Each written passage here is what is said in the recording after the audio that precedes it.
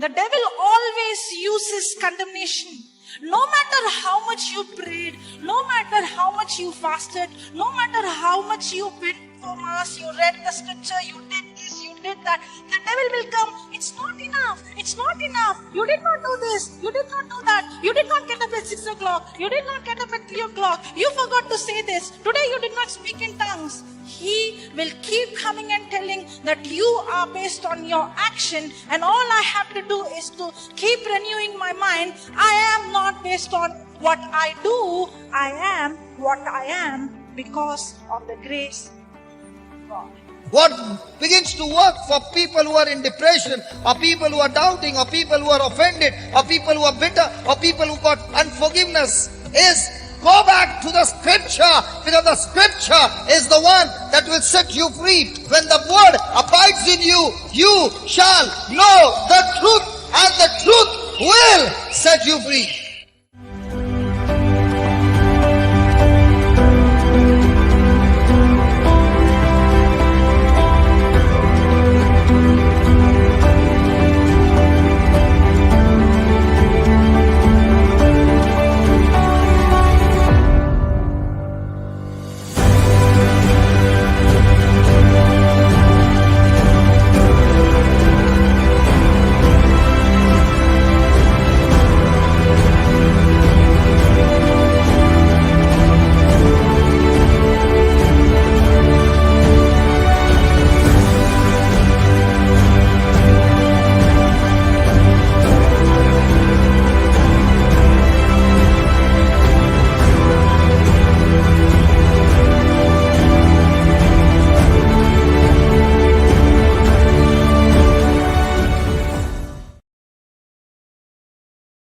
Said it with such boldness that he shook me in the morning.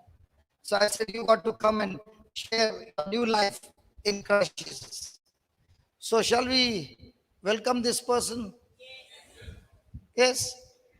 So we got Daigo from Goa. Come on, give him a big hand.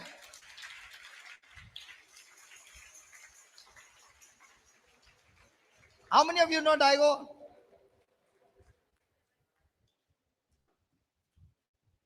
Daigo doesn't walk slowly. Hallelujah. Can you see he's grabbing my mic? Hallelujah. I did not even, he's saying no introduction. You just give me the mic. My introduction is Christ in me. Hallelujah. Christ in me. Hallelujah. Christ is in. Me. Hallelujah. Praise the Lord. Praise the Lord. Hallelujah. Most of you all must be knowing me. When I ask, how are you all? Yeah, you all will say, excellent, blessed, and all. I'm correcting you all. Do you all know why I'm correcting you all? Because one day one man asked me, how are you? I said, I'm fine by the grace of God. He said, what, fine? Fine? You are saying only fine? You must say you are blessed, excellent. Do you know that you have every part of your body? There are so many people on this earth who are handicapped. What they will say, if I'm just saying fine, what they will say. And it really touched me. It really touched my heart. I started thinking on this word. And he said, one more thing, I'm correcting you. You go and correct others. Then the whole world will be corrected. He said, if your mother had taught you to make tea by putting salt, you would be putting salt only, not sugar. Since she taught you to put sugar, you are putting sugar. That also I said it is making sense. Because what are we doing on this earth? Basically what is taught by others. Agree? All are agreeing to this? Yes. So somebody is teaching us some good things. We must learn these good things. And from today, don't say that word good, fine and okay. Like us, like you and me, we must say we are blessed. What? We are blessing. To be a blessing to others. Oh, great, wonderful, awesome and all. Like this word. If you say good, fine and okay, I don't think anyone will come for our retreats and all. Very sad to tell you all. No one will come because people are saying outside also we are fine. Why to come here for retreat? Yes or no? All agree? So from today, don't say that words. Please say blessed, wonderful, great and all. And there should be joy on our face and all. If I'm always grumpy, who will come for retreat? Anyone will come? So there should be some joy in my life because Jesus has given this joy. This is not my joy. Who has given us joy? Jesus. So let us share joy with others. Many people asking, Daigo, you are always joyful. You are always enjoying life. I said, this is not my life. This is Jesus' life. Whose life? Who has given us a joy? Jesus. So let us share with. Few days back, I'm just sharing a small testimony. Few days back, I got a call from Hubli. One of my friend, wife was very serious. And doctor said, she will die within 1 day. What? She will die within 1 day. She had a severe cancer, breast cancer. Okay. And I told him, praise God. I said, don't worry. He was crying. My friend was crying on the phone. He was in the hospital with his wife and he was crying. What I did, you all know that? 1 Peter 2:24. I think most of us know that. What is 1 Peter 2:24? By Jesus' wounds and blood, we are completely healed. I told him, just lay your hand on your wife right now. And I said that prayer. By Jesus' wounds and blood, your wife is completely healed. And then I commanded the sickness in the name of Jesus, I said. I command every sickness from her body to leave her right now and go at the feet of your cross. Do you all know what happened next day? Praise God. Hallelujah. The wife was discharged from the hospital. Hallelujah. Hallelujah. Hallelujah. I'm sharing you all the life testimony. What has life? Many of us it is not I who has healed her. It is Jesus who has healed her. Because Jesus is faithful to his promise. Hallelujah. It is not because of my goodness. Please. It is not because of my goodness. Many of us are thinking, I think, if I am good only, Jesus will heal. No. It is not because of me. Not because of my merits. It is because of his word. Because of his promise. Jesus is always faithful to his promise. What he says, he does. Not like us. We are liars. Man is a liar. Man is a liar. God is not a liar. God is the truth. That's why he said, I am the way, the truth, and the life. So from today, please, let us use this opportunity Jesus has given us to lay our hands on the sick. It's nothing. Yeah? Hallelujah. Let us lay our hands on the sick. I get opportunities many times in my taxi. While I'm taking the passengers, many are saying, I'm getting headache. I'm getting my leg pain. I am getting back pain. I said, nothing to get it. I just pray. In the car, taxi also, I pray. I think last week only I prayed. I think they were there. One lady was not able to lift her hand. I give her lift and she started complaining. She said, my hand is not going up. I said, praise God, I said. I just stopped the taxi. I said in Mark 16, verse 18 and 19, Jesus says, what? Jesus said, those who believe in me, and when they lay hands on the sick, they will die, no? They will recover. Praise God. Hallelujah. Recover.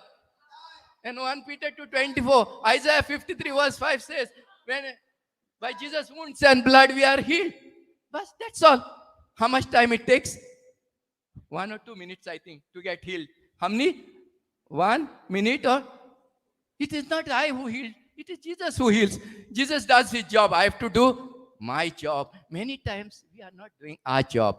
We want Jesus only to do his job.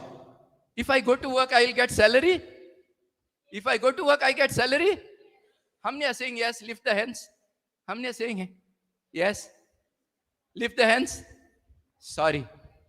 If I go to work, I will not get salary. I must do the work. What?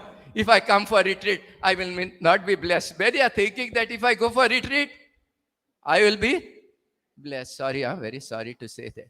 If you obey the word, what Jesus is saying, then only will be blessed. Jesus didn't say blessed. Hallelujah. Hallelujah.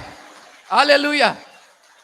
Jesus didn't say blessed are those who go for mass, who go for retreat, who recite the rosary, who go for novenas. Jesus said, blessed are those who hear my word and obey it. Hallelujah. Hallelujah. Hallelujah. Many of us have wrong thinking. Many of us are having wrong thinking that if you go for mass, if you go for retreat, we'll be blessed. Please, from today, remove that from your mind.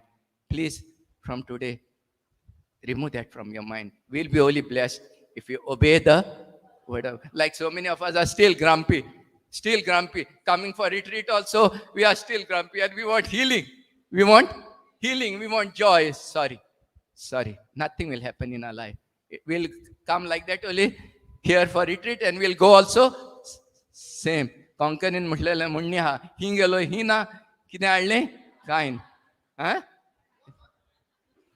ही गेलो ही ना किती आणले काय ना so it ही गेलो ही ना किती आणले काय ना so please my brothers and sisters. Hallelujah. That is Proverbs. There are some sayings are there. And there is a depth in that. There is a depth in that. So let us obey the word of God. And we see our life will never be the same. Today, this is by the grace of God, this is my paradise. I'm enjoying life. I'm enjoying my life by the grace of God. Really, I'm enjoying till today by the grace of God. I don't know how to thank my Jesus. I don't know how to thank. That one day one man started, a complaining list has become very long, he said. And a thanking list is empty. So what we are doing, most of us on this earth, from morning to night? Huh? So let us change that also. Let us start thanking. Jesus said, count your blessings and name them one by one and see what the Lord does. I think if we go on thanking God, thanking Jesus, there will be no time to complain and grumble. Do you all know what happened in the Bible? No, when the Israelites started complaining, who started biting? Hallelujah. So for us also, be careful. Be careful, huh? From today, don't complain and grumble. Only thank. Only thank. Otherwise, we'll be like that man who was cursing God not for giving me slippers. I think he was walking in the hot sun and he had no slippers. Then he started cursing God. Then what happened? After 5 minutes, he saw a man in front of him who is not having legs only. What? Who is not having legs? Then he said, sorry, God, at least you have given me legs. No problem, I don't have slippers. What? Hallelujah. I think many times the same thing is happening in our life too. We are only complaining and grumbling. Please, I request each one of us to stop complaining and see our life. See joy, peace, health, golden health. I'm enjoying golden health by the grace of God. Hallelujah. Hallelujah. Do you all know my age? Now I'm next year by the grace of God 60. And I will be not dying 100 years also by the grace of God. Hallelujah. And to share one more thing. To share with you all one more thing. I'm driving to Bombay, Pune at this age. Is it easy? At my age to drive? I'm driving Bombay, Bangalore, Hyderabad by the grace of God. With Jesus, we can do all things. Hallelujah. And without Jesus, we can do nothing. So remember this. Always, with Jesus, we can do all things. Without Jesus, we can do nothing. And you all know what is the meaning of nothing? You all know, no? Everybody knows nothing. So in Jesus' name, we can do. With me, I cannot. It's not possible. Yesterday, whole night I was driving, and I was for the retreat. I think most of you all have seen me. I was driving whole night, and I was there for the whole day retreat. I slept only for 1 or 2 hours, I think, early morning. Hallelujah! With Jesus, everything is possible because it is on Jesus' strength, not my strength. It is His strength. Hallelujah! Hallelujah! So please correct others. Please. One more thing I want to share with you all. Please stop putting flowers and candles for God and all. Please. It's very sad. So many poor people are dying without food. I stopped so many years. No burning candle. No putting flowers, and give food for the poor. And see the blessing coming from God. Hallelujah. Hallelujah. I think Jesus don't need our candles. Jesus don't need our flowers. Jesus saying, go do whatever I have done. Help the poor people. There are so many poor people. Even the food, please don't waste food. My heart is crying to see when Mother Teresa went to Kerala, one family's house in the afternoon time. She knocked the door of that family. And they opened the door and they were having their lunch. And they opened the door and they said, "Come, have lunch with us." No, she said, "Thank you. I already had my lunch." And they had their lunch and they went to wash their hands and they came back after having their lunch. And Mother Teresa asked them, "Do you all know what you all did?"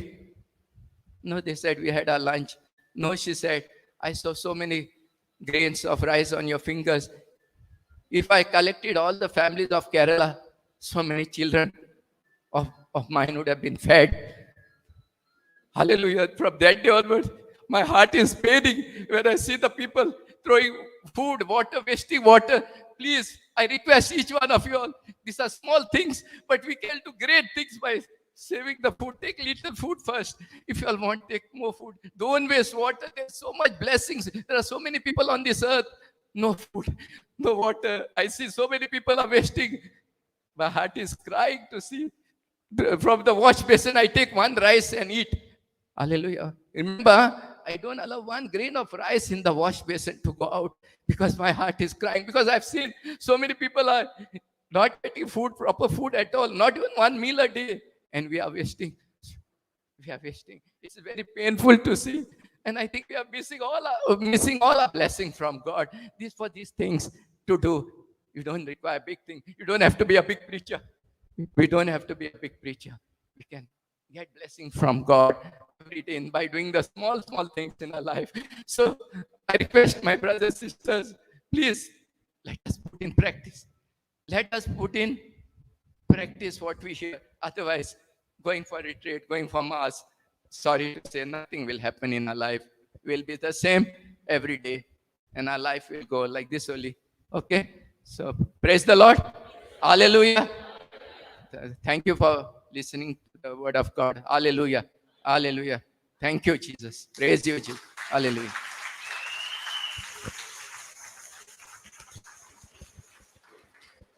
What did you see in him? What is special about him? Compassion for the poor, heart for the poor. The ministry will always be successful. Where there is no compassion and no love, the ministry cannot work. And where there is compassion and heart of love, nothing can put you down. And every day that we study the Word of God, the Word of God teaches us only one thing: to walk in unconditional love. The newness of life is that you sacrifice your life for somebody else. You get out of your comfort zone to make somebody comfortable. And the more and more you practice it every day, you'll enjoy life. If you ask him the work that he does, let me ask him. Can I ask him on your behalf? Are you enjoying this life every day? Hallelujah. I don't know how to thank Jesus for this, for my new life he has given me. Okay. Hallelujah. Hallelujah. And I think today your wife has not come, right? She's not come, no? Praise God. Otherwise I would have called her also. Praise God. Hallelujah. Come on, let's give the Lord a big hand of praise.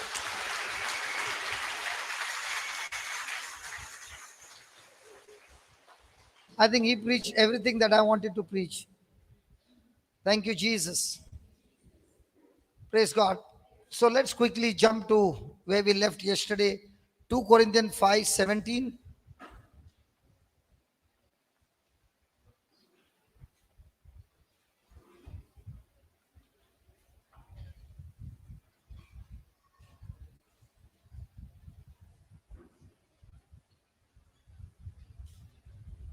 Yeah, Marina, take the mic and just read it.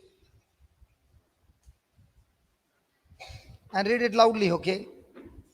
Sit there only. Yeah, sit down there. Okay, sit wherever you can see.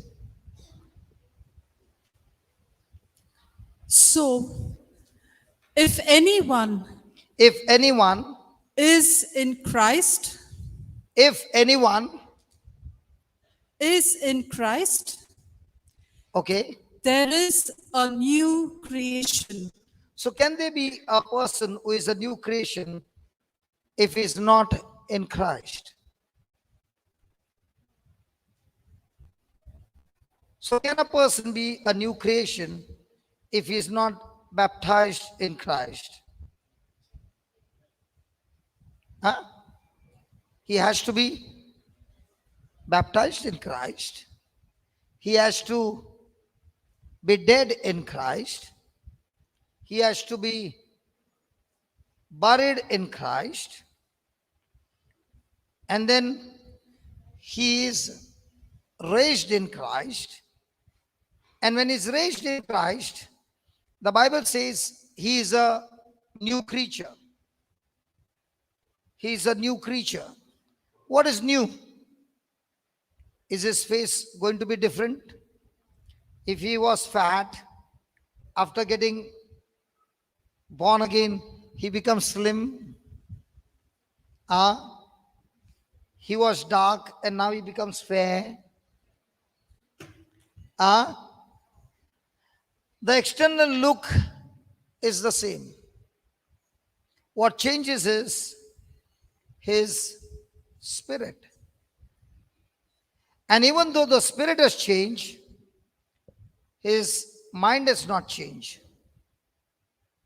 How do you know that a person is born again? If he was an angry man, now when people look at him, they say, is he the same person? How come he's so much sober? How come he's so much, what do you say, humble? How come he's not getting angry now? Because the change that has taken place is his spirit. Praise God. Hallelujah. But has his mind changed? His mind has not changed. And that is the battle for every Christian. The battle is not what I can get from God. The battle is how much can I draw what God has given me the day I got born again. According to the Bible, the day you got born again, that very moment, God Himself comes and dwells inside of you. And this God who is living inside of you cannot be felt by your senses. This God who is in you can only be seen through the scriptures, by believing what the scripture says. And when the scripture says that the very nature of sin, the nature of self-centeredness was nailed on the cross, and you have now the righteousness of God in you. You have the very nature of God in you. That's when everything changes. But this change to take place has to be backed up with the right knowledge. Now, when Daigo said something, he quoted something that he heard Mother Teresa saying. Now, what he heard, it went right into his heart and renewed his mind to say, from now on, I take that word and I see to it, not even a grain of rice will go into the waste. So what has he done? He has followed the instruction by renewing his mind. And that is the challenge for everyone who are born again. We are all born again. But just because we are born again does not mean that we will live a true Christian life. Our Christian life is going to be based on how much of this knowledge that I take from the Bible and I apply it in my life, and at the same time I erase, wipe it out, or destroy the knowledge that I learned in the world. If I have to ask anybody here, do you want your life to be changed? Every hand will come up. But none of us are satisfied with the life that we live in. Is there a chance for you to change your life? Definitely. 100%. Give me Romans chapter 10 or 12, chapter 12, verse 2.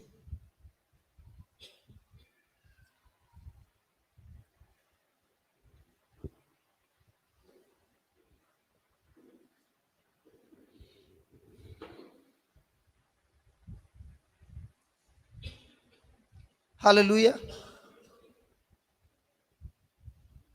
Yeah, read. And be not conformed to this world. And be not. Conformed. Okay, give me verse number 1 because the word and has come.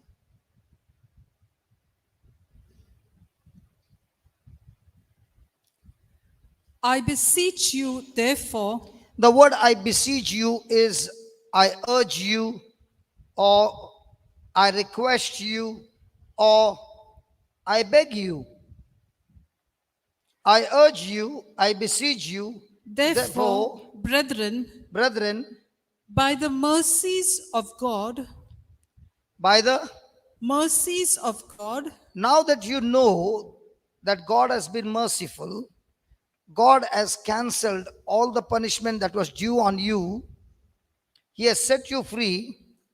He has purchased you out of slavery and given you the freedom. Now, He has given you a new life. By that mercy, He has pardoned your sins. He has pardoned your punishment. He has pardoned you from going to hell. He has cancelled it and given you a certificate of adoption. He has made you an ambassador of Christ. He has made you a citizen of. I love to preach in Goa on this topic because in Goa, most of them applied for citizenship of Portugal. Portugal. I've come to tell you, I am also issuing citizenship of heaven. If I had to say Portugal, everybody would have been standing. Now, when I said heaven,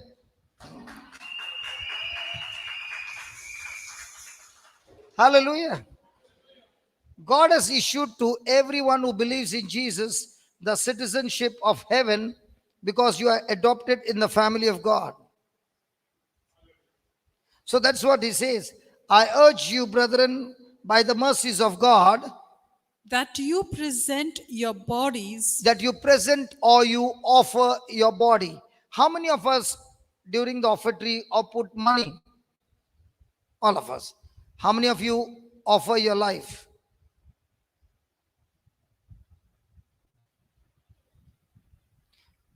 God is not interested in money. He is interested in you. Are we ready to offer our body? Our body means now your body is no longer going to be used by you, but your body is going to be used by God.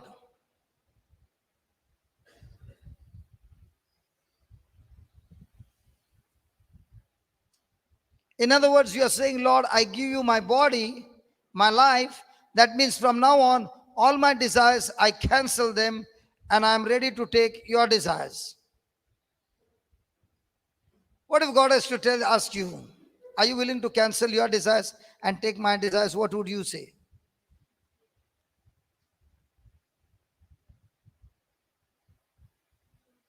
So we are born again Christians who have received the new life, but we still run after the old desires. And it is very surprising to see that how can a person who is born again is still running for corrupted things? You have been set free from that slavery. You have been brought out of darkness into the marvelous light and still want to run into darkness. Then the question is, did you really get born again?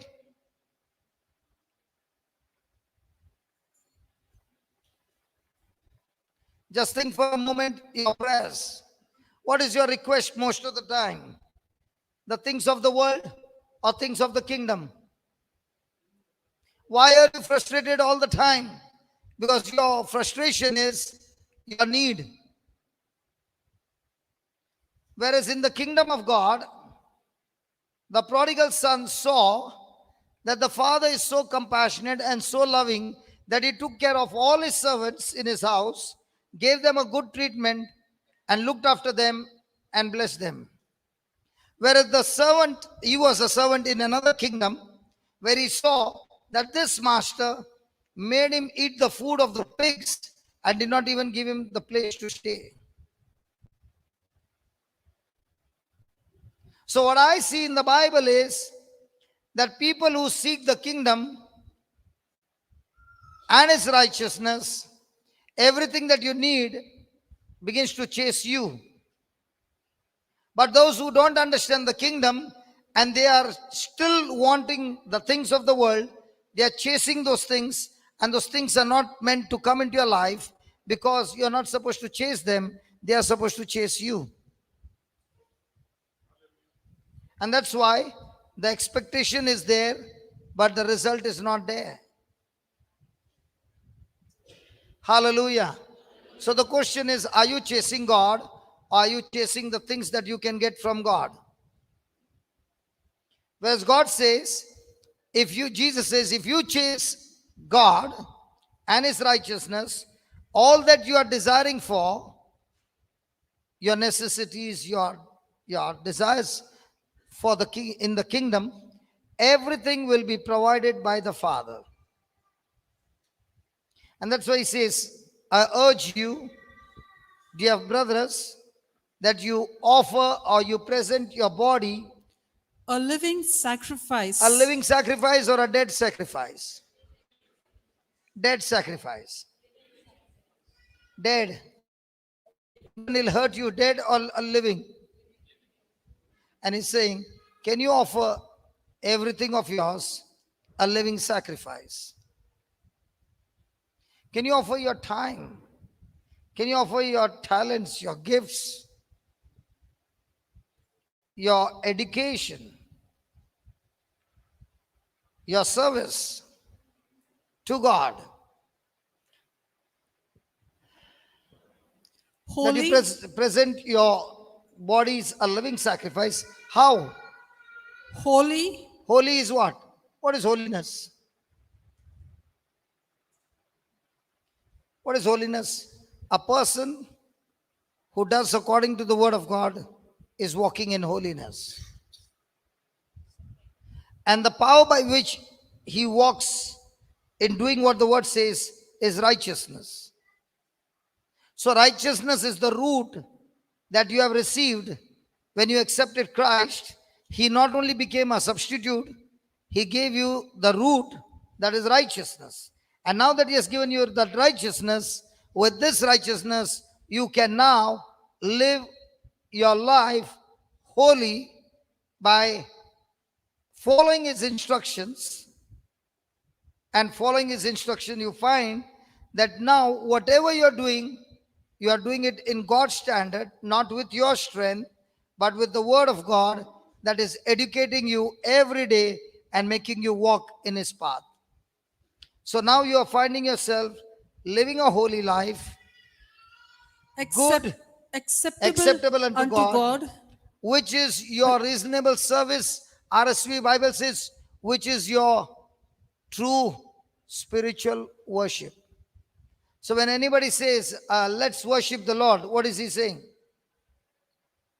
He's saying this. And what are we saying? Let's worship the Lord. Let's take some hymns, some slow hymns. Let's cry a little. Let's kneel down a little and let's go home. And when you come out of the door, you forget what happened inside. You are still living the same life. What I understand about worship is when the word worship was given for the first time in the Bible is when God said to Abraham, offer your son as a sacrifice. The same thing happened in my life. About 2.5 years or 3 years back, I don't know. When did I leave Goa? 2019 July. I was also asked by God, offer the center as a sacrifice. And you walk with me. And I will show you things that you have never seen before in your life. And during the retreat in July, nobody knew till the end that that was my last retreat. 17 years dream. And the Lord said, give it and walk with me. Now, when a person is living in newness of life, he is not possessive of things, he is possessive of God.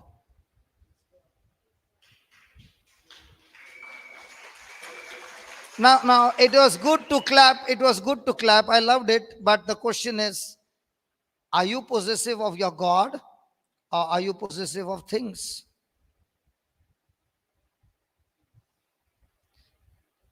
And that's what happened to Abraham. God said to Abraham, I want you to offer your son as a sacrifice. And he took his son to that place, and there were two servants, and he said, you stay here. Put that Genesis 22, and we'll come back. Genesis 22, verse number 5.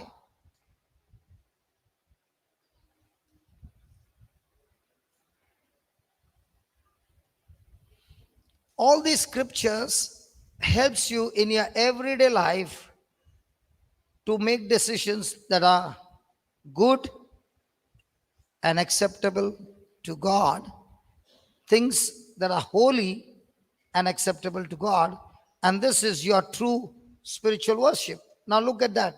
And Abraham said unto his young men, abide you here with the ass, and I and the lad will go yonder and Worship. Worship. How can I worship the God who asked me to sacrifice my son? How can I go and bow down before this God who wants my son?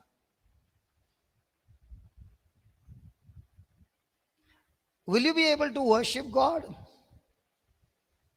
Will you be able to magnify God when he's asking you for your son? And Abraham has to prove to God that he is possessive of God rather than being possessive of his son. He has to prove to God that his love for his God is greater than his son. And Abraham says, I'm going there to worship means I'm going there to follow the instructions that my God has told me, and I cannot take you there. The reason I cannot take you there, he says, you wait here with the donkey, I and my son will go there, but I can't take you there, because if I take you there, you'll cause hindrance in my worship. You'll stop me from doing what God has called me to do.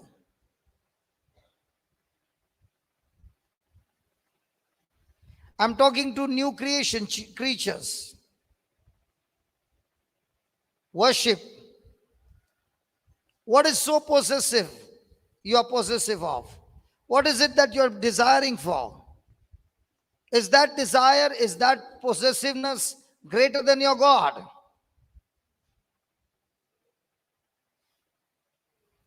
And Abraham proves to God that God, I love you more than my son. And at the same time, he also knows the character of God, that God is a good God. Say that, good God. Say that again. We always say this, in the charismatic. God is good. And all the time. My question is, do you really believe God is good? All the time. When was the last time you got worried? The very thing that you're worried is the proof that you don't believe that God is good. If you really believe God is good, then even though these bad things seems to be knocking at my door and threatening me, I can still turn around and tell that things, listen, even though you show me all these threats, I got to tell you, my God is good. I don't understand now. I really don't understand now, but I do understand the character of my God is good. Can you do one thing, Baba? Can you pick her up and put her on the floor? Then she can have a good time with the Lord. Just pick her up and let her lie down on the floor. Remove that chair. Yeah, yeah, yeah, yeah. Praise God. She'll have a gala time with the Lord. And this is what is happening. Dead, burial, when the whole thing is over, and she stands up, resurrection.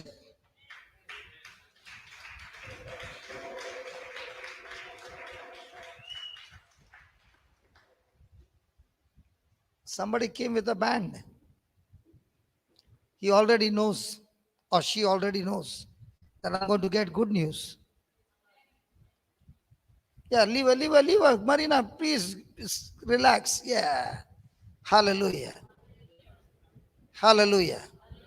Don't look at her. She's alive. Physically, she's alive. I'd got knocked out like this for 6 hours, and I enjoyed those 6 hours. It's the most beautiful moment. I would not like anybody to come in between God and me. Praise God. Hallelujah. Thank you, Jesus. So we were talking about Abraham, okay? And Abraham offered his son, and he said, we will go and worship, and then we will come back. Now in this Bible it's, and come back to you. But in the RSV Bible it is very clear, we will come back to you. In other words, he's saying, I will offer my son as I'm told. But I also know that my God is so good that even if my son has to die, he will raise him up and give him back to me. My God is a God who is faithful to his promises. He had told Abraham, through your son Isaac, you shall have descendants. And Lord, my son is not yet married. And therefore he has no children. And if he has no children, Lord, he has to make me a grandfather before he dies. So even if he dies, according to your word, he shall be raised from the dead. Hallelujah. Hallelujah. So I asked the Lord, Lord, can you give me in a simple term what is worship? And he gave me an example, and he said, worship is nothing but a tandoori chicken.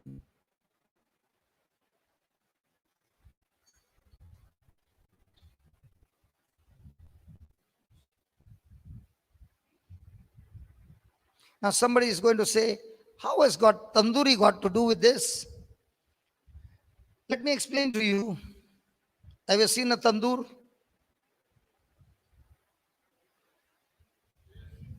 It's a round cylinder, drum. Bottom there are coals, red hot, no flame, but red hot. Then the chicken which is marinated. Yeah, Skewer. skewer. And then it is lowered down, but the flame, the coal doesn't touch the flesh. But the coal is releasing a lot of heat. And what happens to the chicken? It's getting cooked. And what about the fat? It starts melting and it falls on the coal. And you can hear the sound. And it's getting into steam. And that steam, that vapor comes out. And it comes out of the drum. And though all of us are sitting there, and you can, have you noticed that? Have you noticed that? And when it is nicely cooked, the person gets it out, cuts it into pieces, and gives it to everybody. Is the taste of the chicken the same for every piece? Come on, the taste is the same, the masala is the same, everything is the same.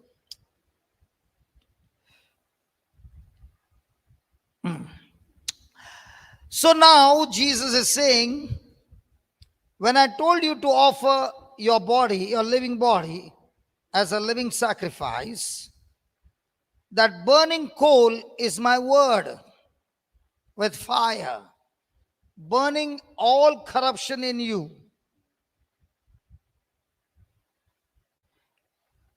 And that flame on the coal is the fire of my spirit.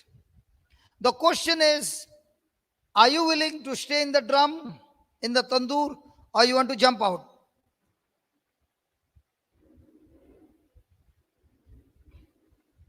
Hello, you want to stay in the tandoor or you want to jump out? Which one is comfortable, inside the tandoor or outside? And which one you prefer? Outside, inside? Outside. That's why it's never got cooked. Tell your neighbor, you never got cooked. Tell your neighbor, you never got cooked. Those who are cooked, and when they cut you to pieces and they offer you, they cannot taste you anymore, because all that in you which was corrupted has got burnt inside the tandoor.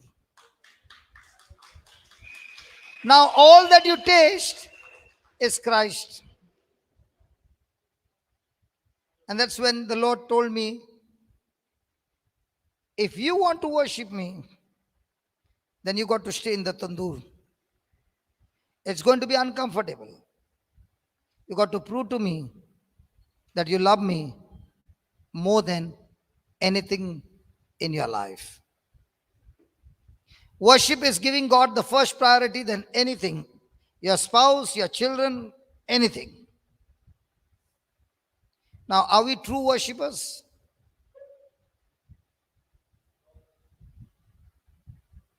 And Jesus said, my Father is searching for true worshippers who worship God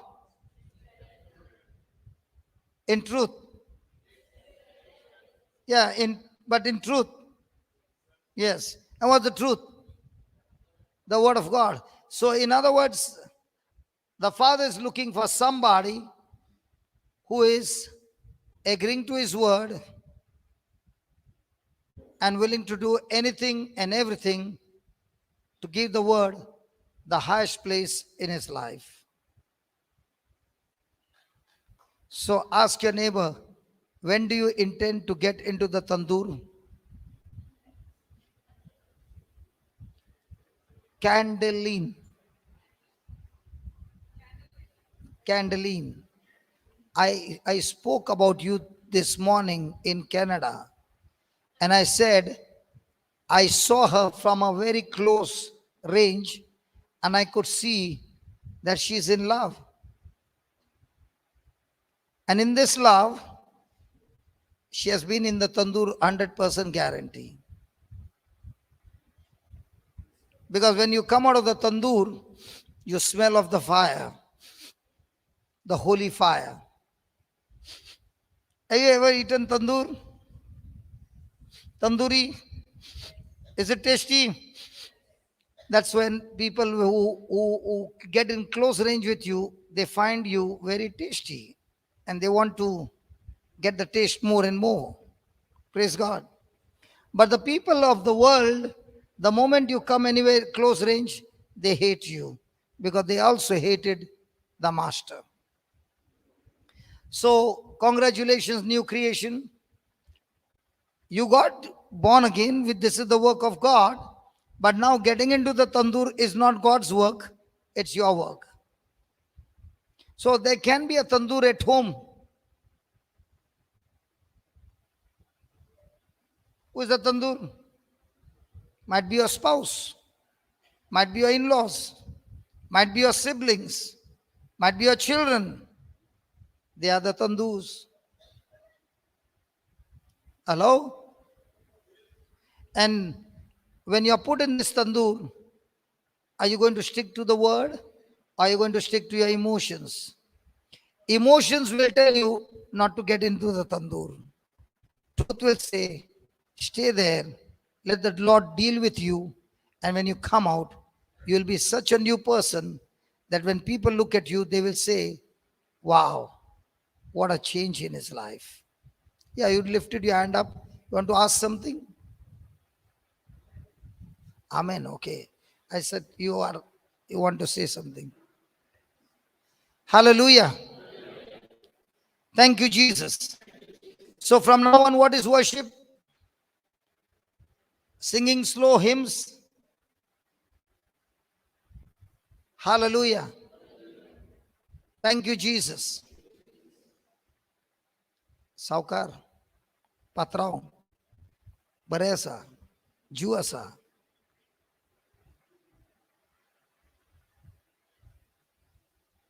Is this worship? कौन थी? कौन? What is saying? Daughter, don't worry. She is in very good hands. And she is in the tandoor. When she comes out, you can see the taste of it. Hallelujah. Thank you, Jesus. If you had to meet me before I was put in the tandoor, you would have run away. Hallelujah. That's what is the new creation. When you got born again, God did the job. Now, from that moment till your last breath, the challenge is how long can you remain in the tandoor?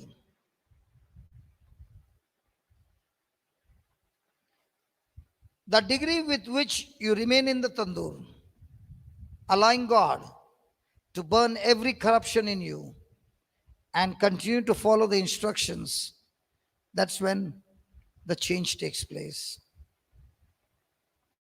That when you begin to prove to this world, a world, there was a time when you controlled my life. I was forced to do things that I did not want to do. But I've got news to tell you, world, you have no power, no place in me anymore. I'm living a life in Christ. Just go and tell her, hold on. Just tell her what Jesus told Jairus' daughter. Yeah. Speak the same words. Hallelujah. Thank you, Jesus. I was in one orphanage and there were about 60 or 70 children. And this baby is very, very cool. They were actually manifesting. And it was a night vigil, and in the night vigil, a nun sat next to me. Okay? And she had come for the night vigil.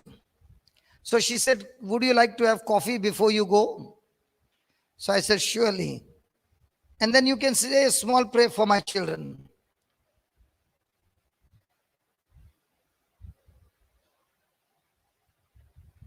Hello?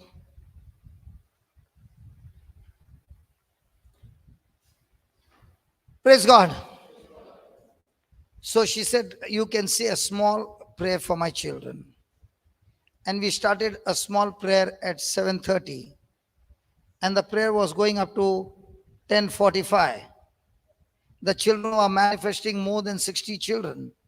And at 11:30, an inspector was coming to examine the children.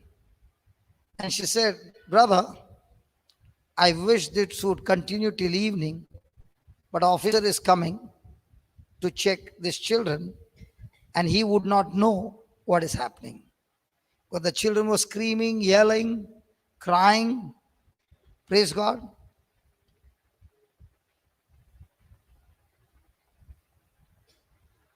Yeah, keep her on the chair.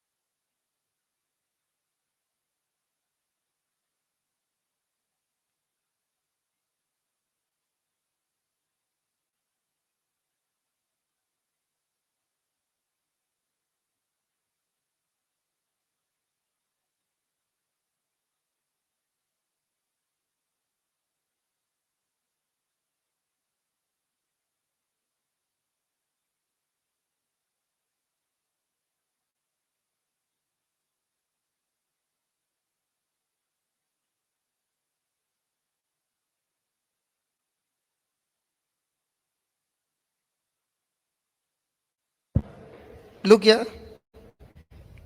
Okay, listen to the word that I'm preaching. Okay? Praise God. Happy? Yeah. Praise God. Hallelujah. Thank you, Jesus. What was I saying? Ah, that officer was supposed to come. And I said, God, there are more than 60 of them. What do? I don't know what to do. And everybody are screaming, yelling. And because they have been in the orphanage, they don't know who their parents are. There's so much of rejection, so much of pain in them. And I said, Lord, what do I do? The Spirit of God said, go and whisper in each child's ears, little girl, get up. Like Jesus spoke to Jairus' daughter. So there were 3 or 4 girls with me. Yeah, they were youth at that time. Tanya was one of them. I said, go and tell these girls, little girl, get up. And within 5 minutes, it all stopped. I was amazed. I never knew that. And by the time I left, the nun was happy. I was happy. And she said, from now on, I'm so sure what their lifetime medicine can't do, the Spirit of God has done it, because where the Spirit of the Lord is, there is freedom.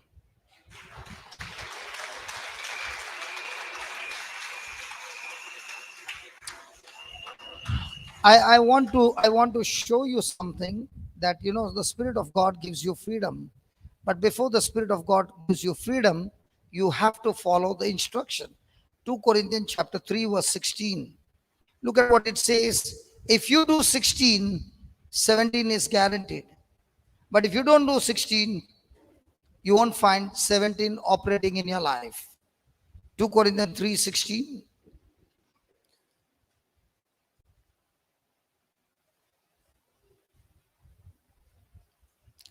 Nevertheless, when it shall turn to the Lord, Nevertheless, when a person turns to the Lord, the veil shall be taken away, the veil shall be, taken away, the veil shall be, taken away, the veil shall be. taken away. When? When? Smita, ए स्मिता, आपका दुपट्टा 2 minute के लिए देगी? 2 minute मैं वापस दे देगा. ले सकती हूँ. Just get it. She's worried whether I'll take the dupatta and go away. Can I use it?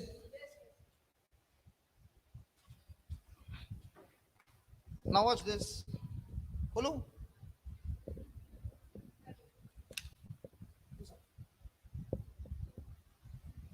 Now if I put it like this, can I see you?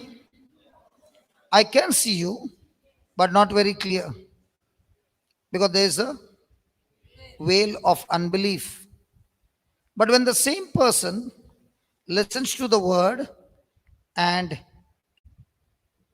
understands his mistakes and is willing to make the correction, that's the time the veil is taken away. Now, which one would be more clear? With the veil or without the veil? Now, what happens is, there's not a single person. You know why I showed you this? You will remember it all the time. See, listen. When the person, okay, I'll put it this way. Every person in this world has made mistakes. Agreed? But we always want to see other person's mistakes. But we all have our own mistakes.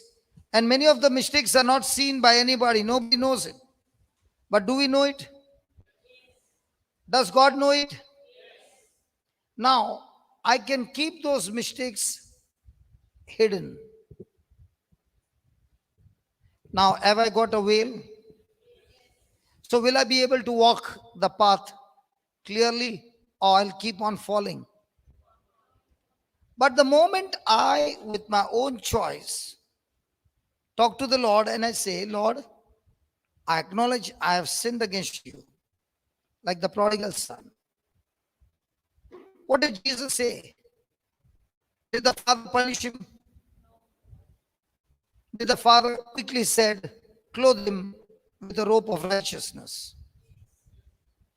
So when I acknowledge that I made a mistake and I want to rectify it, now God will move on your behalf and fight the battle for you. But unless I acknowledge my mistake and I say, Lord, I need your help. I failed you miserably, but I want to make the correction. Unless I say that, God will not come to my rescue. And that's why the Bible says, when a person turns to the Lord, when a person repents, when a person says, I don't want to follow those mistakes anymore, that is the time the veil is removed. And when the veil is removed, look at the 17th verse, what does it say?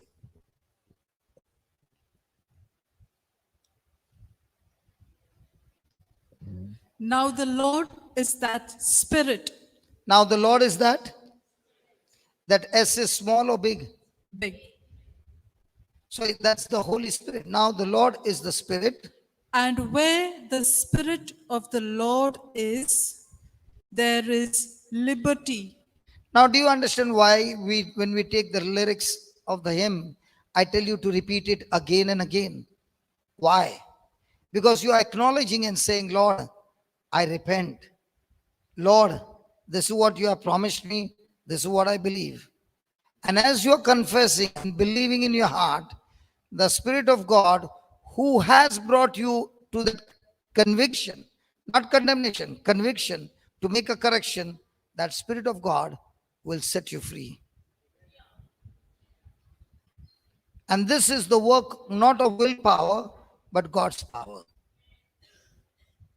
And this is supernatural, and it is manifested in each one's life, because each one of us have been given the same measure of faith through Christ Jesus. It is not to somebody more is given, somebody less is given. Everybody are given the same measure of faith. But where's the problem? For some, the knowledge of the world is at peak. For the other one, the knowledge of the world is hardly anything. The knowledge of the Bible is more. When the knowledge of the Bible is more, that measure of faith will work more. When the knowledge of the world is more, that knowledge will block you from receiving a miracle. And the example is when Jesus went to Nazareth, the Bible says he could not. The Bible doesn't say he did not. He desired to do it, but the people's unbelief stopped the miracle. So the miracle to manifest in your life is going to depend on how much do you choose to believe. How much do you repent? How much are you willing to make the correction? How much are you willing to walk away from those mistakes, from the bad habits and from the addictions? And God is saying, listen, I'm not going to punish you, but if you continue, the seed that you sowed is going to bring the harvest in your life. So before the harvest can come and destroy you, you can destroy the process that is coming against you by your repentance and confessing the scriptures to get a complete deliverance from those things that are ruling over your life. And then the 18th verse, he says, look at the 18th verse, but We all, with open face, with open face means with repentance, the veil is removed. Now we are willing to submit to God, resist the devil, and walk with God. How can a person resist the devil? The only way to resist the devil is operate by faith. So every time the devil tells you a lie, fight against him by exercising your faith. So we now with open mind, open face, beholding beholding means looking into a glass as as you look into the mirror. The mirror shows you the facts that is unseen by your eyes. It shows you the reflection. In the same way, the mirror called the Bible also shows you the things which are in your spirit, which is unseen by your senses. So a person who is a person who wants to make corrections, a person who wants to live for God, with God, a person who wants to live in newness of God, such a person has tremendous desire for the mirror. If a person is saying, I'm born again, but I do not have desire for the word, it's a big question mark, because a born again Christian will be drawn to the word of God. Just as a physical man, he longs for physical food. And the physical food is that converts the food into calories, and the person is filled with energy. In the same way, the person who is born again, who has been baptized in Christ, he longs and longs for spiritual food, and your spirit now converts that spiritual food into faith. So we all with we all with open face beholding as in a glass the glory of the Lord, we are beholding, looking into the mirror. What? Now, what was Daigo sharing? He was saying, I prayed over this one, I prayed over that one, I prayed this, I prayed that. If I ask Daigo, what were you doing when you were young? He's saying, now also I'm young. What are you doing in your 40s? Are you reached 40? Can you hear behind? How come he can't hear? When you were 40, were you laying hands on people? At 40? Oh, he has been 20 years in the Lord. Before that? No. Now, when did you start? When did you start, Daigo? When your hand started shaking. When your hand started shaking, or you read in the Bible that all those who believe and lay hands on the sick, they shall die. I think most of the people read they shall die. That's why they don't lay hands. So if somebody says you got a healing ministry, what would you say? I got a healing ministry. What would you say? You will say everyone who is born again has a healing ministry. How do you say that? Because it's given in the Bible. But why is everybody who is laying hands is not happening? Because that person is not looking into the mirror and the veil is not removed.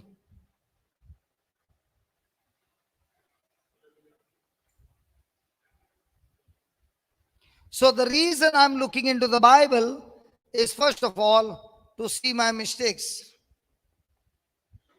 And when I look into those mistakes, the first thing I need to do is make the corrections. And when I start correcting myself, now the Holy Spirit will work wonders in my life. And that's what he says. I'm looking in a glass, the glory of the Lord. are changed into the same image Okay, am I looking to the glory of God? What is the glory of God? Candlein, what is the glory of God?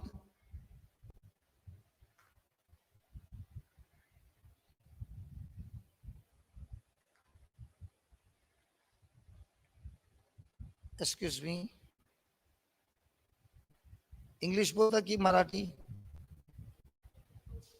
Konkani Marathi येत नाही? येते ना? ती काठी घ्यायच्या बदली अशी केव्हापासून चालायला लागले तुम्ही? आज कधी नाही चालले, आज पहिल्यांदा चालत. किती वर्षानंतर?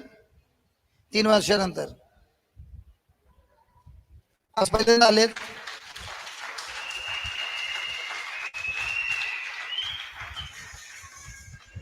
तुम्हाला काय झालंय?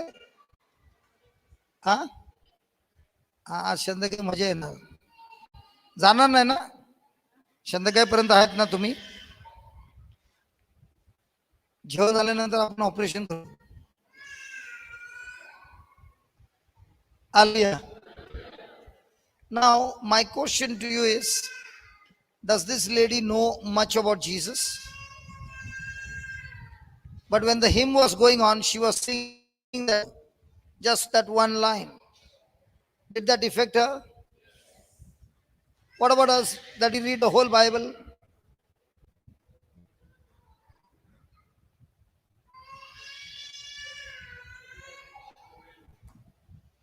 Hallelujah. Thank you, Jesus. Can you hear the baby crying? Why the baby crying? No, it's okay, it's okay.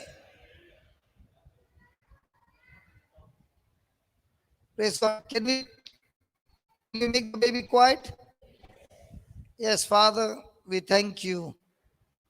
We do not know why the baby is crying, but you know it. Whatever the reason, in the name of Jesus, as Jesus said to the storm, be still, be quiet. We speak to that storm in this baby's life. Be still, be quiet, in Jesus' name. And thank you, Lord. You have answered our prayer in Jesus' name. Amen.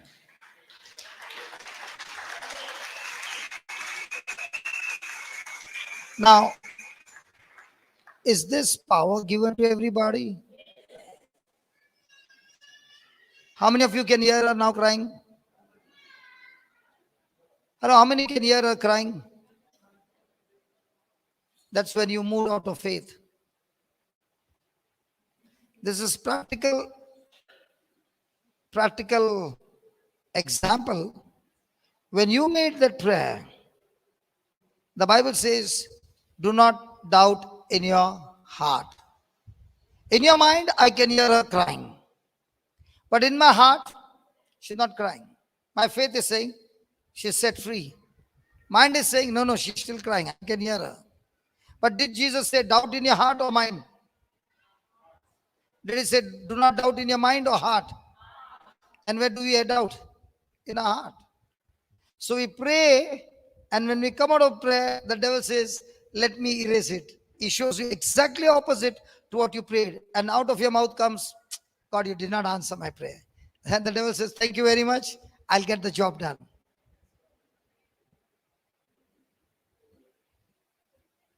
Can you hear? What if you had to hear? Would you say you can hear?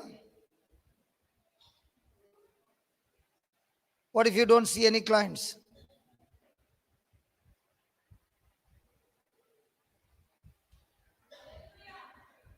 That's how it is.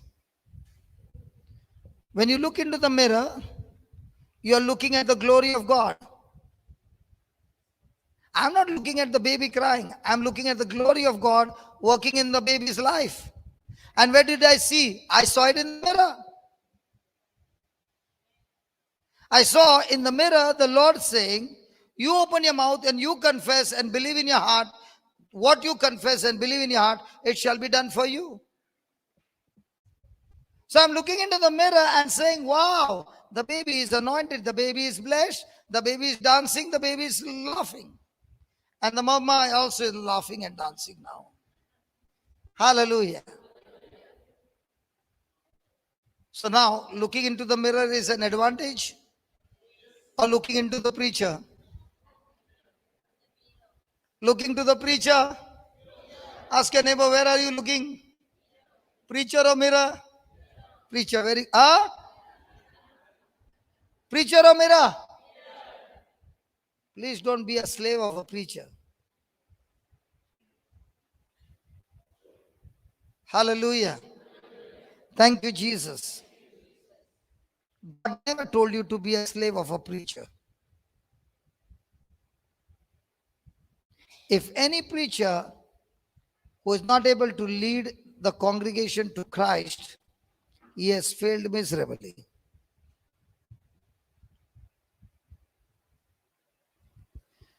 So he says, when you look at the glory of the Lord, when you're looking at what is written in the Bible and you're believing those things are manifesting, even though they are invisible, you're believing that. That's when you're being changed.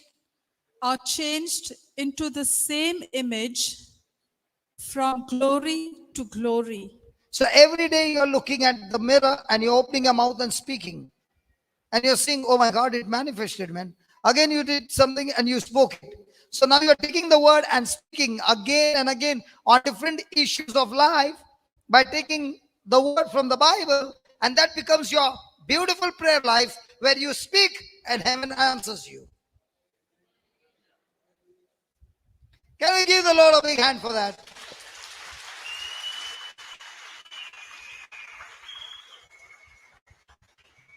Hey, where did the baby go? Did the baby go out? Oh, the baby is there. Praise God. So the next time you see a neighbor fighting, do you need to ring the bell? Ting dong. I remember where I used to stay in Bombay, we had a slope, a very, very strong slope. And mostly, some friction, not actually accident, just a little touch, but the screaming will be like, as if that person died. Rickshaw fellow fighting with another one. And my daughters would say, Dad, come on, let's stop the fight. We would be at the window and we would start praising God and taking authority and telling the angels, come and let there be peace in this place. And within seconds, we would see it happen. And it became like a practice. Anytime we see any fight outside, we would stand there at the window and start speaking. And the fight would stop. And if children are taught, and when children are taught at that age, what do you think they will be doing? But when there's a fight, you get irritated and you also open your mouth and you also start. The demons are enjoying because their job is to cause fight among people. Hallelujah. And that's why the Bible says we do not fight against flesh and blood, but we fight against what? Praise God. We know that scripture, but we end up fighting with whom? Hallelujah. Does it require practice every day? So you fight at home so that you get practice? Somebody said yes. You see so many people around where you can go and practice. Hallelujah. Thank you, Jesus. We are being transformed into the same image. From glory to glory. So every time you are using the promise of God and it's turning into a testimony, there's a change in your own life. Where's the mother? I should ask her how she feels now. Mom, how are you? How do you feel? So why were you not using the God's glory? I never knew it, brother. It was so easy.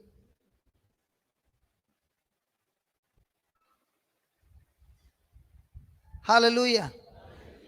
Thank you, Jesus. Praise the Lord. When you get time, during lunchtime, you watch that mother and the baby. The baby is keeping the mother very busy. But in spite of that busyness, where's the mother's eye? One eye is here, one eye is there. Imagine how much is my father watching me. If this imperfect mother can watch on a baby, how much can the perfect father with the perfect love can keep a watch on me?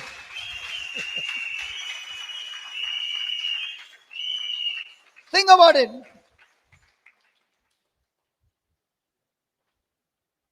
Hallelujah. That's what he says.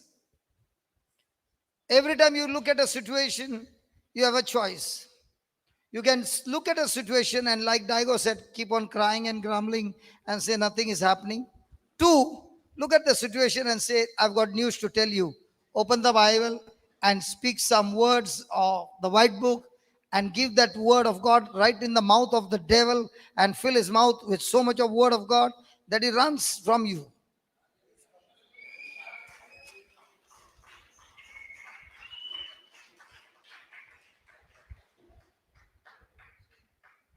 You wanted to talk to me from the morning, no?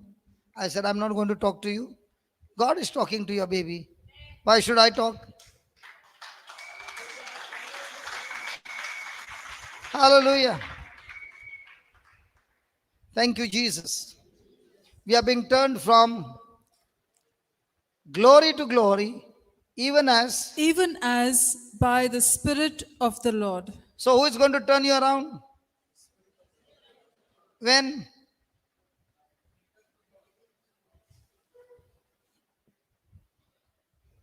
When are you going to be turned into the glory of God? Into the same image of Jesus?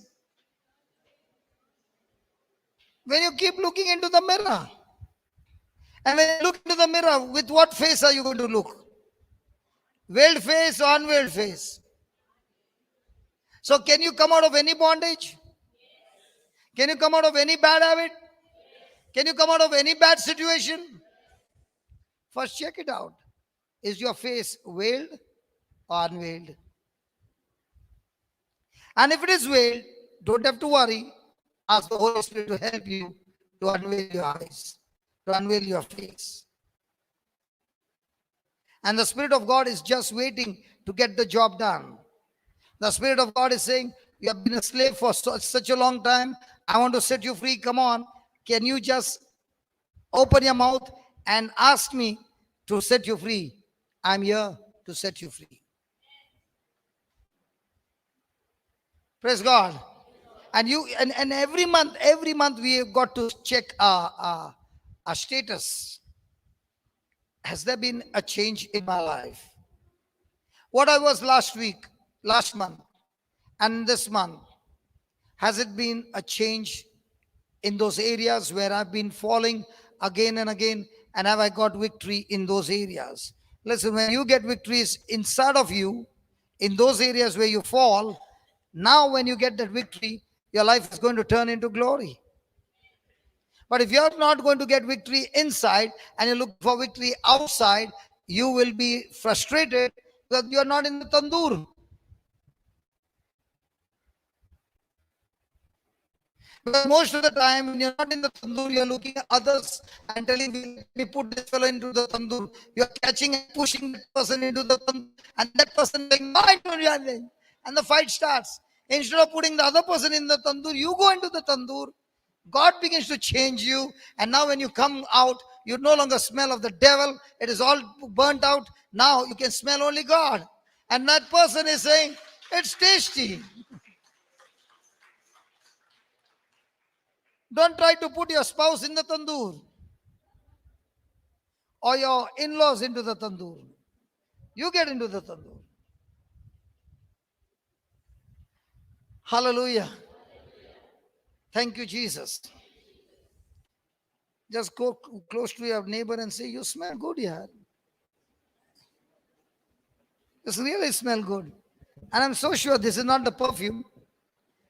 This is the Holy Fire's anointing perfume. Ah, I can smell all good things there. Praise God. It's a sweet fragrance. Hallelujah. Thank you, Jesus. Because I've seen sometime in somebody's place, I saw, when I was sitting there, I saw an ad. This boy, he put some and he goes, and all the girls, they smell smelling and they go after him. But when you smell of Jesus, the demons run away from you. And those who are in darkness, They come to you so that the demons run away and they are brought into the light. Hallelujah. Thank you, Jesus. What was the scripture just before this? No, that's what we used before this. What? Romans 12. Yeah, put that Romans 12. Romans 12,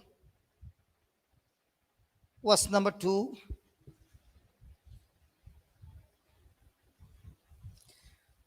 Be And, not, yeah, and be not conformed to this world. be not. Conformed to this world. This world has been working really hard to make you what you are today.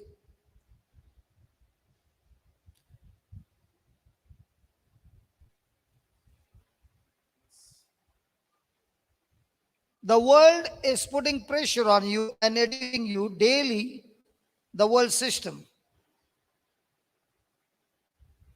The world is bombarding education, information, communication, everything possible to get inside of you, the world system.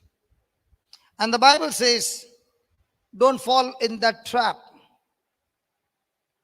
because that is going to destroy you. And that's why he says, do not be conformed. Means something that is switched on continuously and is getting formation.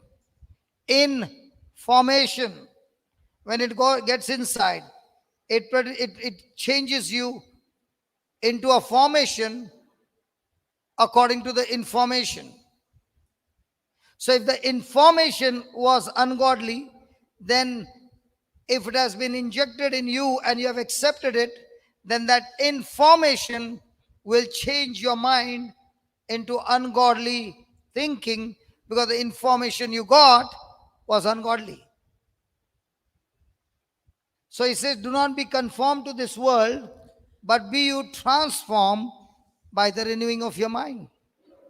So how does a person get transformed? Change the information. Start seeking for information which is godly.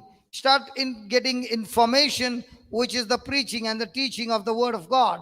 And as you are receiving, pay attention to it, that it gets stored inside of you. And the more and more information of the truth and the practical application of the truth in your life, it will begin to transform you, not from outside, but will start transforming you from inside. So when you're born again, you're born of the Spirit. But your biggest enemy is still the same. Who is your biggest enemy? Your old mind. The corrupted teaching. The corrupted knowledge. And this knowledge is actually controlling your life, because your emotions, your feelings, your decisions, your actions are all based on that knowledge that you received right from your childhood. Now, why do we come here? We come here so that this knowledge of God, which is superpower, will begin to destroy the knowledge that you learned in the world. When will this power destroy the knowledge that you learned in the world? When you pay extreme attention and choose to remember this knowledge. So what's my battle every day? My battle is how much of this knowledge I can retain in my life and use it every day in every decision of mine. And that's why he says, be not conformed to this world, But be you transformed by the renewing of your mind. So how will your life be transformed? How will you find change in your life? When you change your thinking. And who has got the power to change your thinking? Huh? Who? Who has got the power to change your thinking?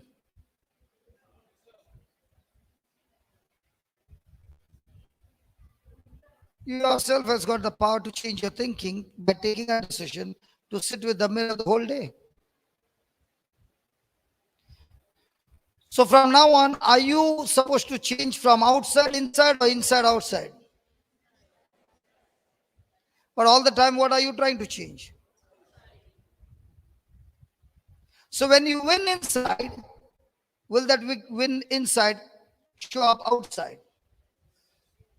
But when you don't win inside, inside is confusion, inside is worry, inside is bitterness, inside is jealousy, and you're thinking you will get victory outside, it won't happen.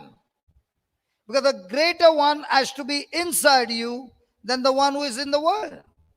But instead of the greater one, you have the smaller one, the corrupted one inside of you.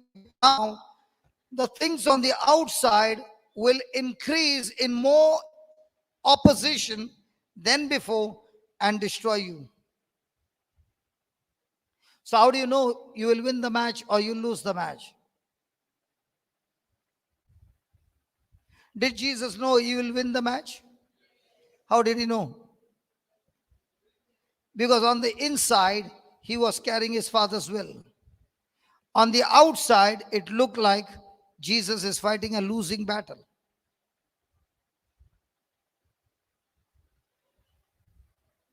So, are we fighting the battle inside or outside? That's the question. To fight the battle inside, I need to use the mirror to fight the battle on the inside. Praise God. Thank you, Jesus. Hallelujah. So, write down.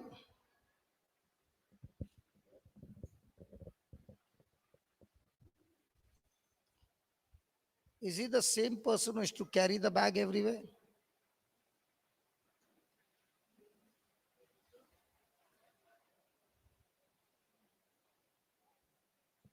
How are you, my brother? Come, come, come. Praise God. I think he's the same brother. Okay, okay, look here, look here, look here, look here. The same brother, no? Is to come to new creation. Praise God. Now you change your bags. You got a new bag. You'll see him every day carrying the bag. But not changed his thinking. Today he's got one. Others he'll be carrying 2 and 3 bags. And he'll be walking from one place to another. But never allow anybody to touch his bag. Why? His mind is full of worry, unbelief, and fear.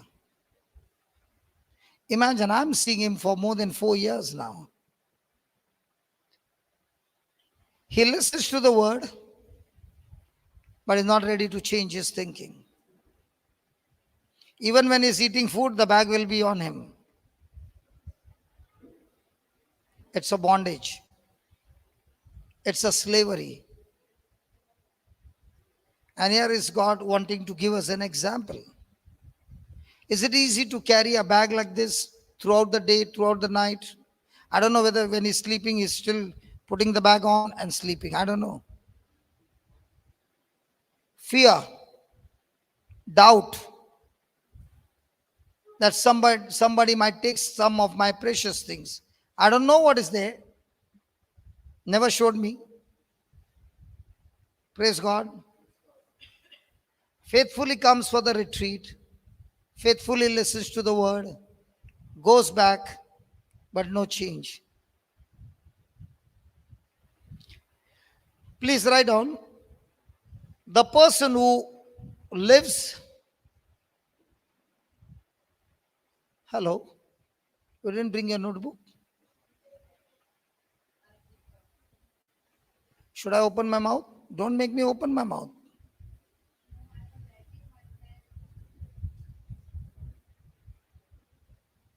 You got a mobile? Type it on your mobile. If you find somebody sitting and not writing, tell that person, type it on your mobile.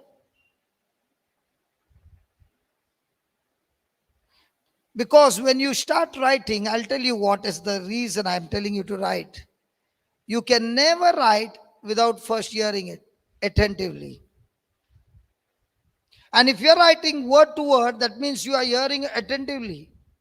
And when you're hearing attentively, it's the word of God, is the seed of heaven. It has all, this word has already started its work.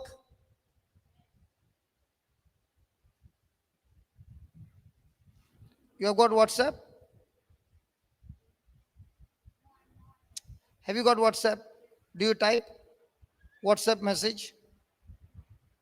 So type this message to Jesus. The person who lives and walks by faith, underline the next line, never has to change,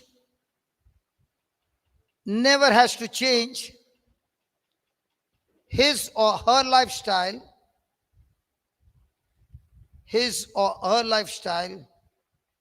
because of the times.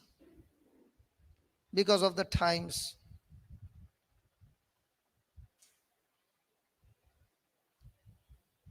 What did he write?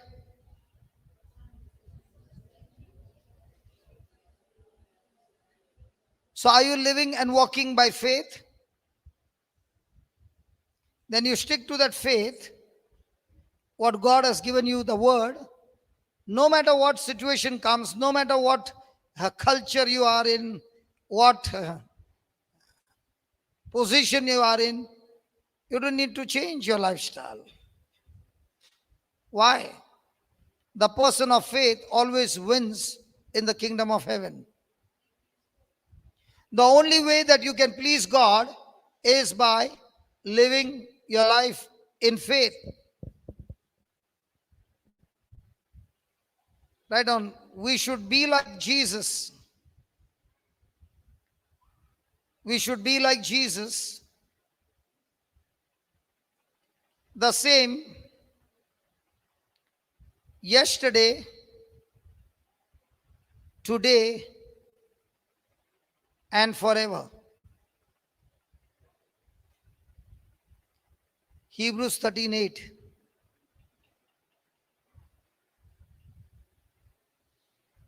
Praise God. Are we the same yesterday, today, and forever when it comes to the word? No. Are we the same yesterday, today, and forever walking in the flesh? Hello, walking in the flesh? Yes. We have been practicing it for years. Now what are we supposed to be the same? When it is faith, we got to be the same. When it's in the flesh, we got to put a stop to it. Amen. Hallelujah. How are you, baby? Fine. Want to sit with dad?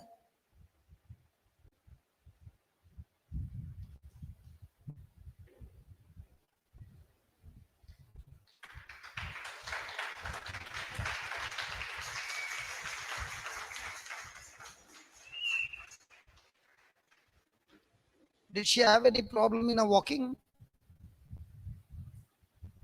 Get up, get up, get up, get up. How do you find yourself walking now? Please come out.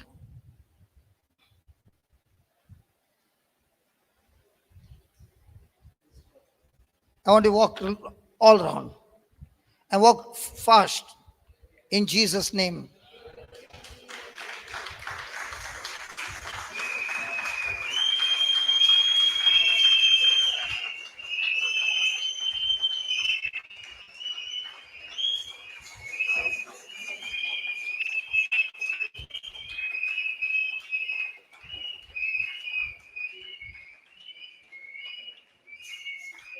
Thank you, Jesus. Come on, walk faster, baby. Walk faster. Walk like a soldier. Come on.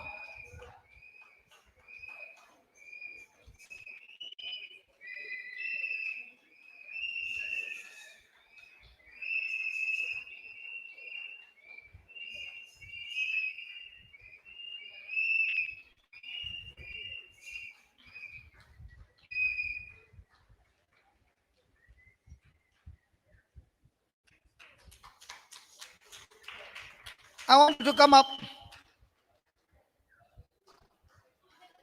Just be there.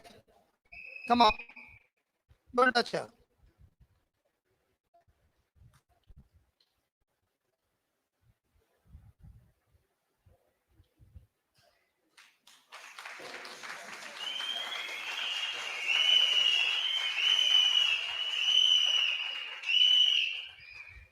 You could not do that before? No, I only walk, but not so You fast. could not walk. Not so fast. Not so fast. And today you started walking. Uh, And what about the stairs? I don't do that. You could climb the stairs. But is there any difference? Yes. Big difference? Tell Dada. Dad, Tell him I love you. I love you.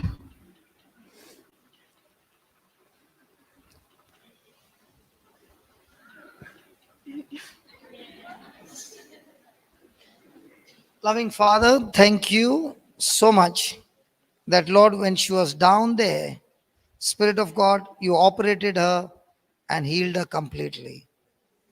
Lord, this is the beginning that she has encountered you.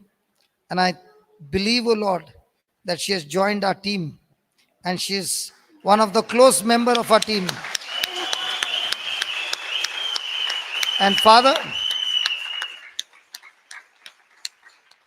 I thank you that she is studying the word, growing up in the word, looking into the mirror day and night, and a day will come. I see with faith that she and I will be sharing the same platform, preaching the word of God.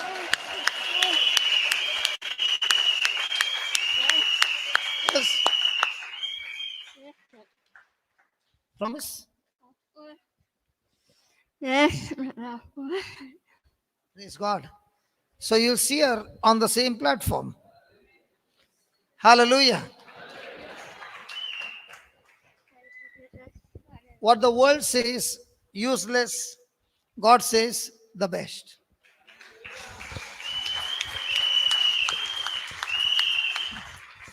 That is why I like my profession that God has given me.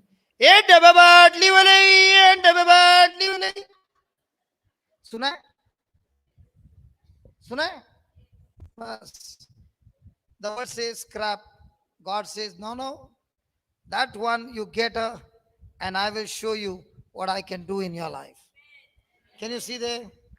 All. Daba batli wala. Now see them? All shining. And the best part, who was I? I was worse than them. Hallelujah. Now, for you to go down, even we get shaken up by this carpet. Can Cruz please come and take this warrior down, please? Take care of the warrior, please. There he is also struggling. Now I know you can go down, but that carpet is not. He'll only be there with you. No, listen. What I meant was not that you can't walk down. The carpet is not steady. Even we tend to miss the balance. And I don't want what God has started, that the devil use this opportunity to cause hurt to you. Okay? So, soldier, come on, give me a good salute. Come on, give me a good salute. Praise God.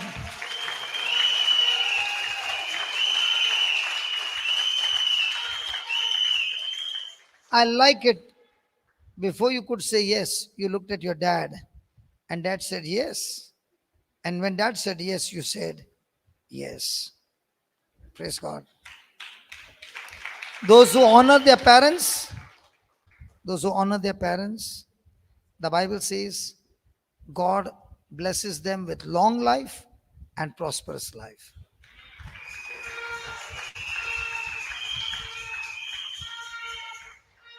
Hallelujah.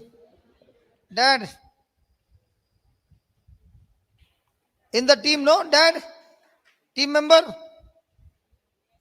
Yes. Hallelujah.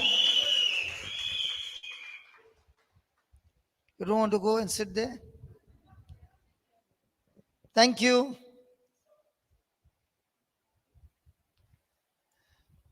So when you walk by faith, you live by faith. You make your lifestyle by faith. And you don't have to change because the economy has changed, the situation has changed, the culture has changed. Now, you be like Jesus. He's the same yesterday, today, and forever. So if somebody says it's your culture, it's your culture. I'm on Bible culture. And Bible culture in all the countries remains the same. So the word of God is the same everywhere. In whichever country you go, it is the same.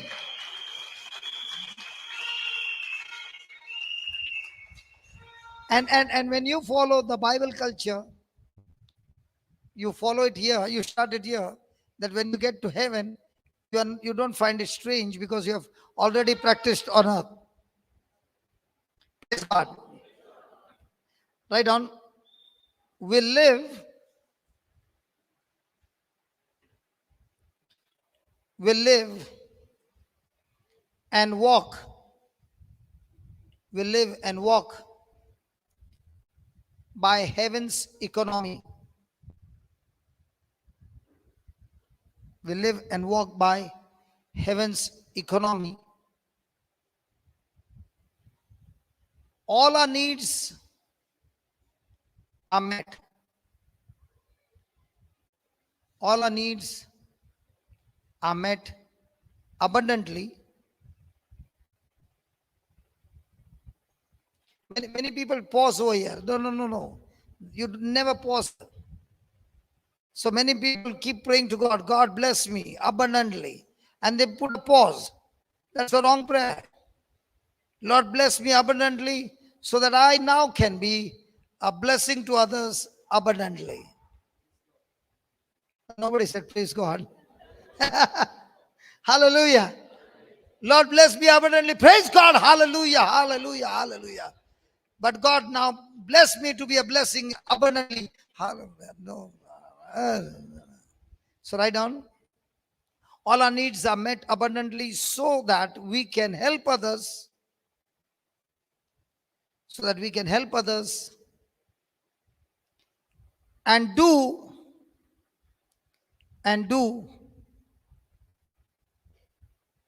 what Jesus commanded us to do.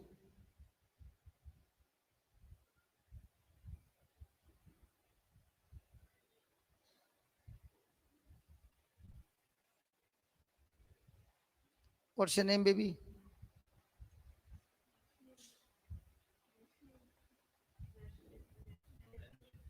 Nashlin.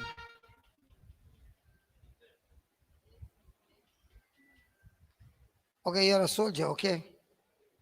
So we are soldiers in the army of the Lord. We are soldiers in the army of the Lord.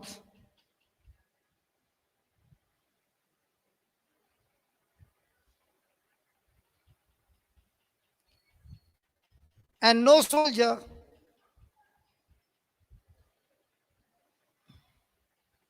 has to purchase his own weapon.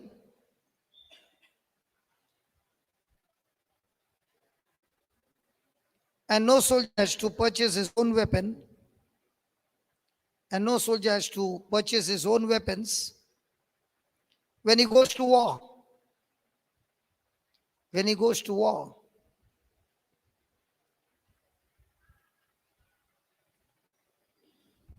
We have an abundance. We have an abundance. So we have enough to give. We have abundance. So we have enough to give to those in need. We have enough to give to those in need. 2 Corinthians 6. 2 Corinthians 9, 6 to 8.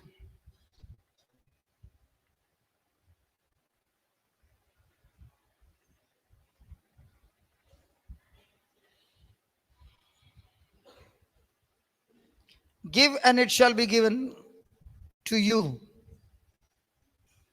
Give and it shall be given to you. Now, this is not only money, okay? This is everything. Give and it shall be given to you. So, if you give love, mercy, forgiveness, it will be multiplied to you. Praise God. Then, our own personal finances,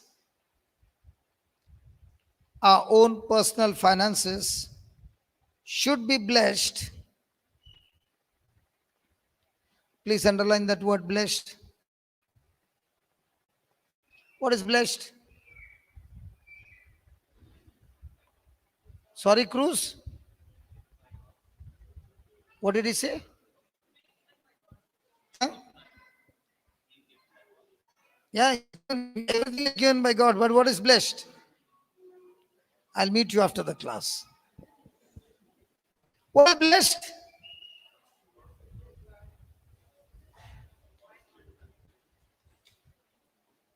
What is blessed? Huh? Money. What is blessed?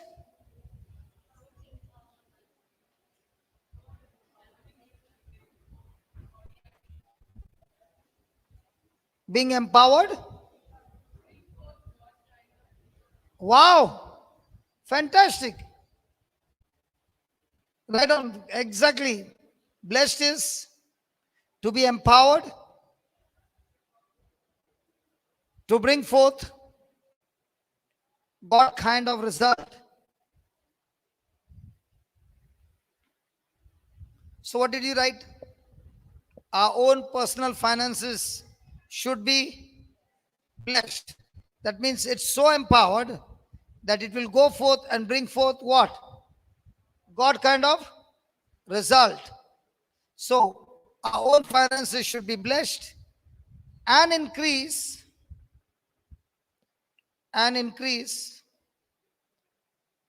in the good things of God,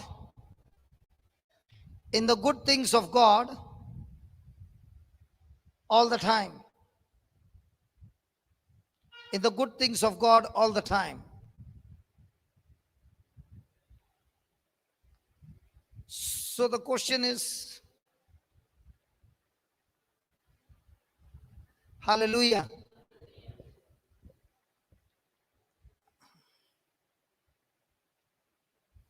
The question is, the resources that I have, okay? No, don't write. I'm asking you. The resources that I have, that God has blessed me, am I using it in the kingdom? Or am I using the resources and the talents in the world? Hello? Ask yourself. God has given you your health, your wealth, your education, your knowledge. Where are you using what God has blessed you with? In the world or in the kingdom?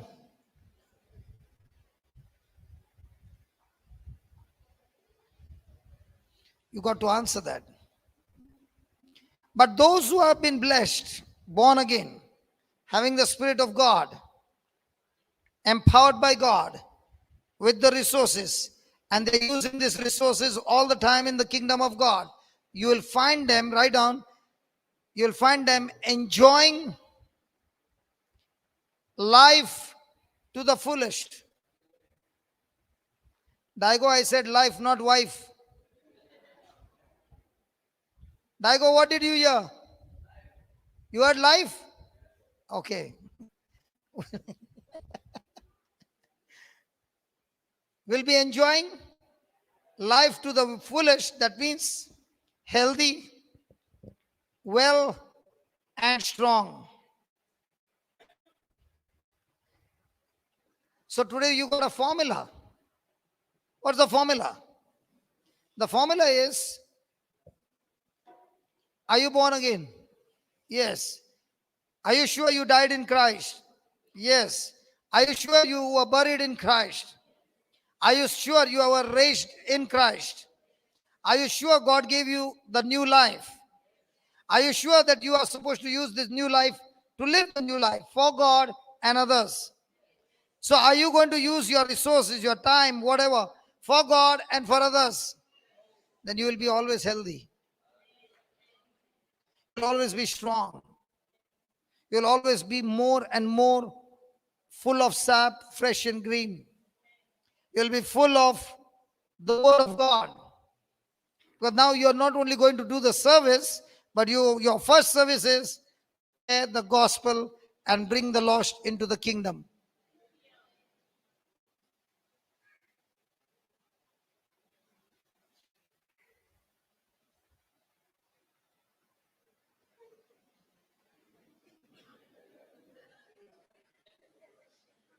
You can play it? Show me. Play it.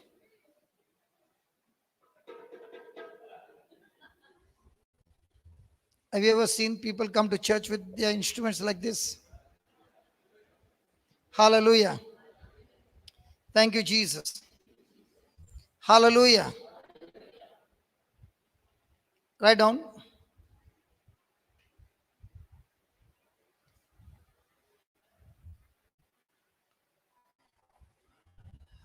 Please underline this and please highlight it. Please put it in capital letters, whatever it is. Please see that you take notice of it. Okay? What you're writing. To get the victory, I must speak the words of faith.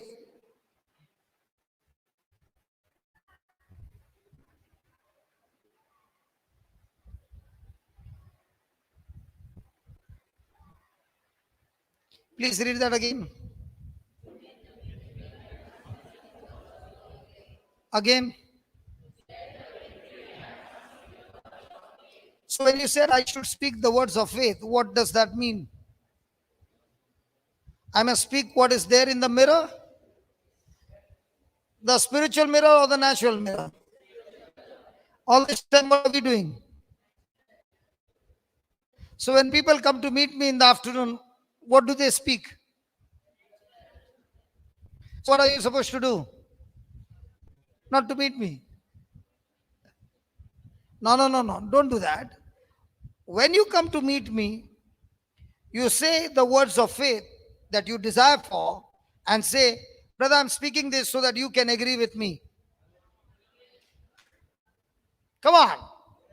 But if you're coming and speaking the natural mirror, you have already cursed yourself. Instead of you speaking the problem, you say, brother, the Bible says this. I'm not sure. Is that true? I want to agree with me. Praise God. The job will be done in no time. But if you come and you say, enough, no, you have to listen to all my story. Oh my God, it's going to be a misery because put that Matthew 12:35.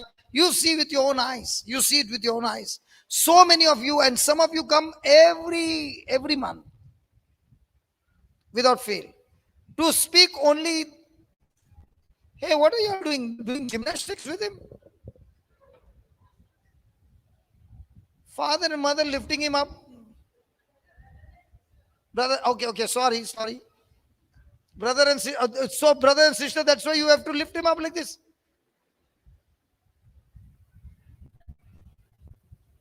Praise God. From then he is quiet. She's quiet. Praise God. God bless you. Hallelujah. Now, did we speak faith regarding that baby, or did we say, oh God, she's crying, Lord, please help her, Lord. The sister is crying, the brother is crying, everybody is crying, the baby is crying and making us cry. Lord, please do something. Come on, what did we speak? Faith or crying?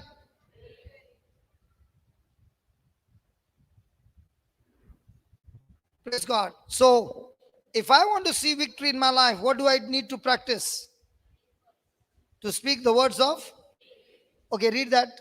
A good man, A good woman, a good man, good woman, a good man, a good God, a good man, God, God. See correctly, God. See correctly, God. See correctly, Baba, God. God. Are you sure? A good man out of the good treasure of the heart, out of the good treasure of the heart.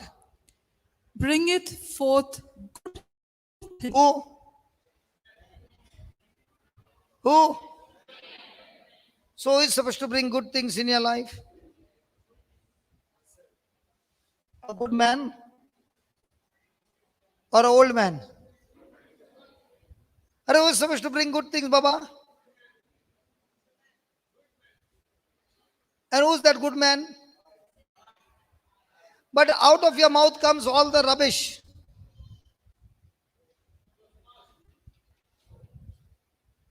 Sometimes it is coming even now. Every day when I brush my teeth, the toothpaste tells me, can you become like me? Press me anyway. Hit me with a hammer. Stab me under your feet. But what will come out of my mouth will only be paste. And then the toothpaste says, I challenge you. Today people will come and insult you, abuse you, and do all these things. I challenge you to see what will come out of your mouth.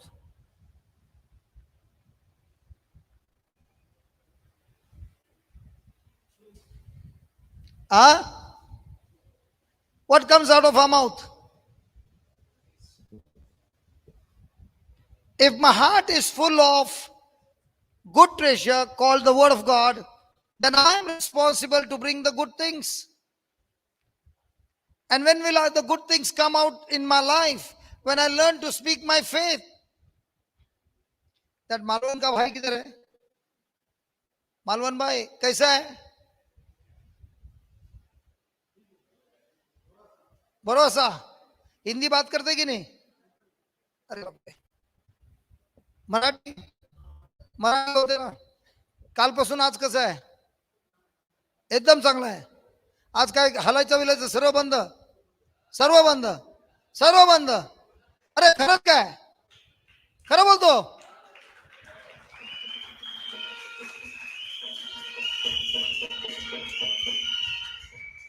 लग्न झालंय. बायकोला सांगितलं की आहे. ती बघते आता. ती बघत आहे. आता बघत असणार माझा नवरा उभा आहे. आता कसं कसं वाटते? आता एवढ्या वर्षापासून काय बोलत होता? मी आजारी आहे, मला हे झालं आहे, ते झालं आहे. इकडे येऊन काय बोलले तुम्ही? फक्त देवाचे वचन ऐकले बस. आणि ते तोंडातून बोलायचं आहे. आपल्याला काय करायचं आहे? वचन ऐकायचं आहे आणि वचन बोलायचं आहे. आपण काय करतो? वचन इकडे ऐकतो, घरी गेल्यावर काय दुसरं बोलतो आणि लोक तिकडे बोलतात, अरे हा प्रवचन करणारा काय शिकवतो यांना कोणा?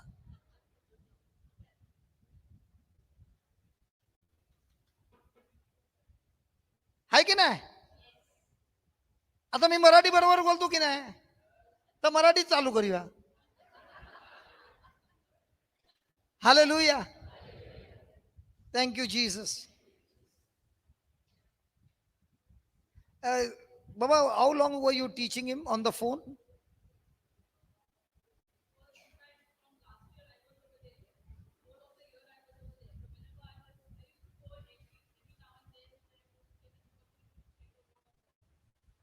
But you did not put him on the YouTube. But he was watching or what? Ask him, ask him. एक खोटं बोलायचं नाही. एक खोटं बोलू नको की युट्यूब वर पाठवायची. तुम्ही बघत होते? खोटं बोलू नको. नेहमी नेहमी बोलत.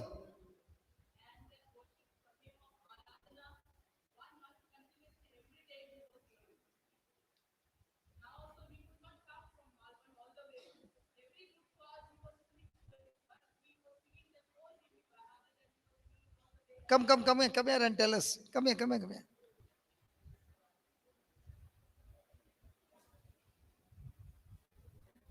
When I met her, she was a small girl in Bombay. How old were you when I met you? I was colleging in my 11th. 11. That means small. And she was in the choir, in the music. And the ones who play music with me, they really get confused because I never want to finish the song. No, have you seen? So I would ask her. She would be, she was very systematic girl. But when I would tell her, she would find it difficult. But slowly she learned. Praise God. Yeah, tell us. What were you teaching him? First, it was last year, during the lockdown, I was in Malvan. So I was going every now and then. That thirst was there inside of me, like I was saying, Lord, what is my calling? Why am I there here? What am I supposed to do? And I was longing, and I seen that he himself told me that, I'm suffering of Parkinson. And he was shivering. Not very close neighbor, but you can say a family friend. Okay, and from Malvan. I'm in Goa, but I had gone for holidays as we have our business. He also has his resort in Malvan. काय बोलतो मी येतो रे And एक minute धंदे का बात करे resort आहे मालवणला मी येतो तिकडे खरंच Rosary Paradise. The name of his resort is Rosary Paradise. तुम्हाला लोकांना सर्व फुकट And his name is Simon, and he's a very expert fisherman. Like he would have big boat taking youth with him and carrying maybe this size fish with him. Lots of fish in the boat.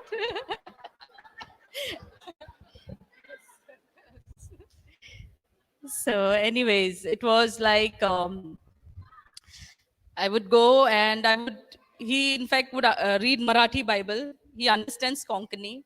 So I, with my English Bible, would make him open and make him read again and again. But I'm telling you, when I was talking to him, in seconds, he was going blank. And I could see it.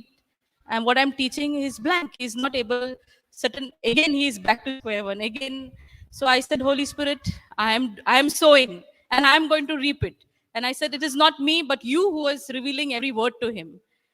And every now and then I used to go. It was not that he used to come after me or I used to go. And I'll tell you, my husband used to tell me, when somebody is in need, no, that person needs to come to you. But I said, no, in God's kingdom, it is not like that. There is a thirst inside of me, and that person is in need. He is the child of God, and I will go no matter what. And I'll tell you, I used to go. It is at a distance, but I used to go and I used to be filled with joy. And when I was giving the word, sharing the word with him, and I used to have started with the topic of faith. First, the best is that Proverbs 18:21, death and life is in the power of your tongue. This is the first scripture that has touched me. And then about your thoughts shape your life in Proverbs. So these are the two scriptures. So I was only feeding him on these, only this. And like what I could say, it has been like quite long. I said, whatever it is, I started sending him on YouTube about Marathi and Konkani. And then he happened to hear on and off. But I used to tell him, I want the response, Baba, that I heard, what you heard. But I used to not get any response. But still, I went on. That was first. That time he was not shivering so much. But last, he was shivering so much badly that he had gone to the doctor in Mumbai. And the doctor told him that you will need brain operation and it will cost you some lakhs of money. Lakhs of money. Yes. Simon, how many lakhs doctor told you? कितले लाख कितले lakh सांगलेले 20 lakhs for brain operation. And I I'm not talking about my 15 brother बोल रहे 15 लाख दे देना उसको. Okay, so I tell you, he calls me up. He did not tell anybody. And he calls me in the night and he tells me, see, in the night means late evening. He was catching a bus from Mumbai to go to Malvan. He calls me up and he tells me, I did not tell this to anyone, but I'm telling you, so and so doctor has told me. And he said, I did not tell my wife, nor children, nor anyone. So suddenly in my mind, I said, the way he said, this person is filled with fear. See, the Holy Spirit is telling me this. This person is filled. I called him up and I told him, see, when a child has gone in a dark room, okay, and the child is frightened now. Tomorrow, the child has to go. She'll say, no, I'm frightened. I'm not going. So it is we, the elders, who will say, go. Nobody is there over there. You can on the light. We try to remove that fear out. The same way, I just told this brother, uh, the doctor spoke to you, right? Operation, now you have to do it, so much of lakhs of rupees. Are you frightened? Did fear come in you? He says, yes. How are you feeling? Very terrible. I told him, your operation is cancelled. You don't need any operation. You are completely healed. Nothing is wrong to you.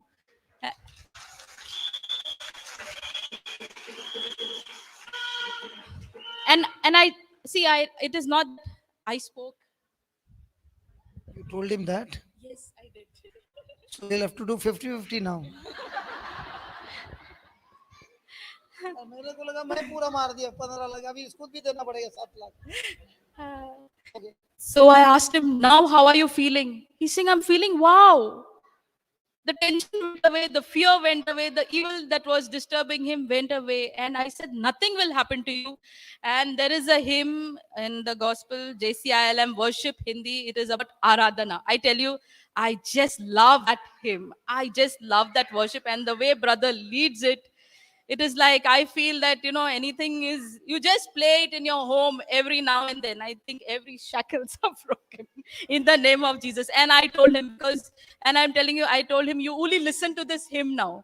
You only listen to this hymn. And I had been sending him talks. He said, I will listen to it. And he was obedient unto it. And I tell you, today he knows the hymn by heart. He knows the hymn by heart. And only listening to that hymn. And brother has mentioned that if you listen to this every day, everything, all your problems have gone away. And he had gone away. And I'll tell you one more thing. He was to come here some days ago. When I got the message, he said, okay, I'll come. But then what he told me one day before, I just called him, you're coming now? He said, I have work at my resort and there are no laborers to do any work over there. So how will it happen? So I just told him then at last, let's see, now no, your good days are going to come. You're going to get healed. And it is the evil that doesn't want you to go near Jesus and get healed, He's blocking your way. You come. I said, okay, I said, the ball is in your court. You want to get, either you make Jesus the winner man or you make the Satan the winner man. You got me? So either you make Jesus the winner man or Satan the winner man. I said, the ball is in your court. I said, work all your life, you will do work. All your life, you will earn money. But this opportunity, I said, you won't get it again. You need healing at present. So that very moment, he took a decision. He was obedient and he took decision. He said, early morning, I will leave. And that's how early morning he left. And yesterday, you saw the miracle that took place.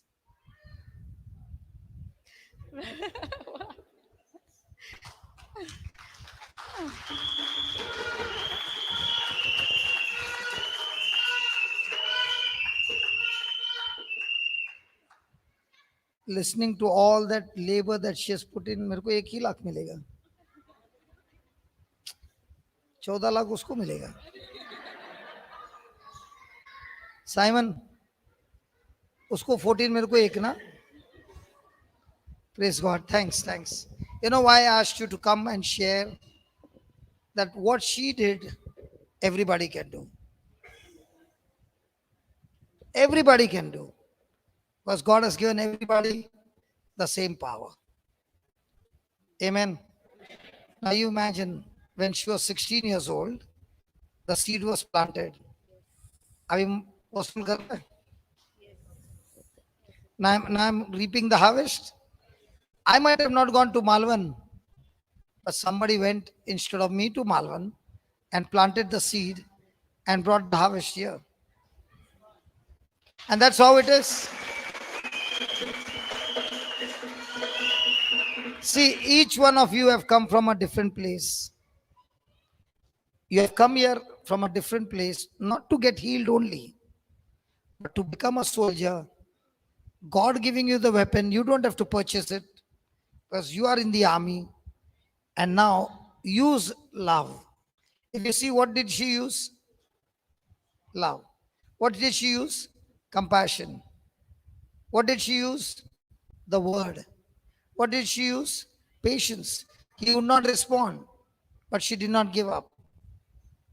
That's all. Amen. Thank you, Lord. As I hold a hand, I hold each and every person's hand here by faith. And Father, the comfort that we have received in our affliction through the anointing that you have given us, that same comfort, that same anointing is able to comfort others who are in any kind of affliction, because you are the Father of mercy, you are the Father of our Lord Jesus Christ, you are the Father of all comfort. Thank you for the comfort that you have given us, the same comfort, the same blessing that you have given us. We love to share it with others so that not only they are comforted, they in turn, after being comforted, are comforting others. Thank you and praise you for this in the glorious and mighty name of Jesus. Amen and amen and amen. Thank you.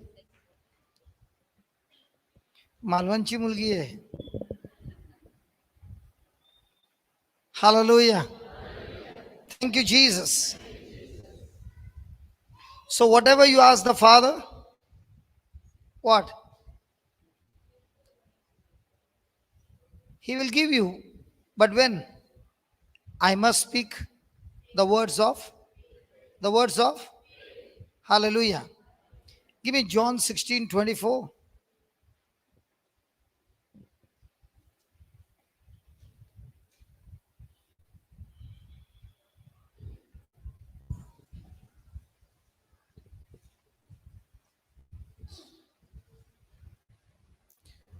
Hitherto have you asked nothing in my name. Ask, and you shall receive, that your joy may be full. So is the Lord saying ask? But when you ask, do you ask by words of faith or words of fear? Please read that again. Hitherto have you asked nothing in my name. Ask, and you shall receive, Ask, and you shall receive, ask, and you shall receive, ask. and you shall receive, Then, that your joy may be full. so can a person who is in pain ask God using words of faith? So even if the symptoms are there and he asks God by faith, is the Lord promising you that you will receive before it is manifested? Hello, look at that scripture and tell me. Did it say ask and you shall receive? Now, when he said ask and you shall receive, is he telling you to ask by faith? And when you ask by faith, has he promised you that you will surely receive? So before receiving, can you have the joy? What is joy? Knowing the end result. Okay.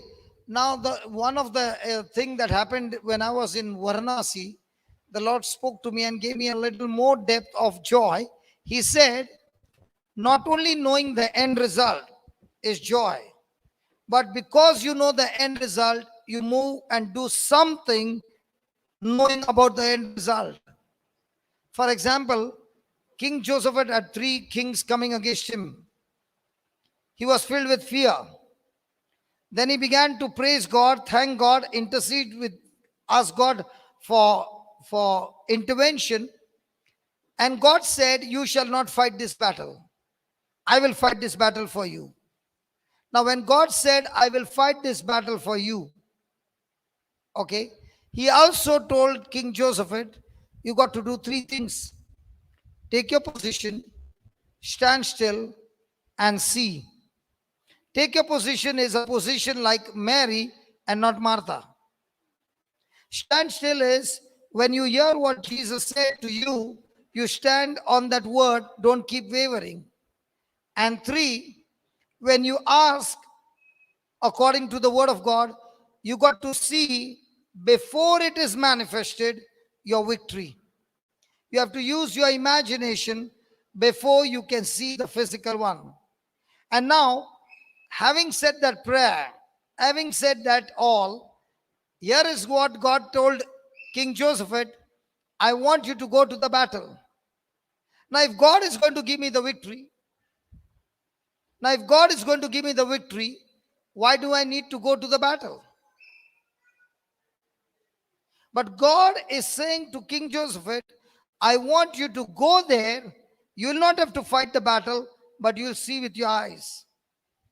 So King Joseph had to do something. He had to go. Now, what was that King Joseph did, which was entirely different, that nobody would ever do? And that is the joy. What did he do?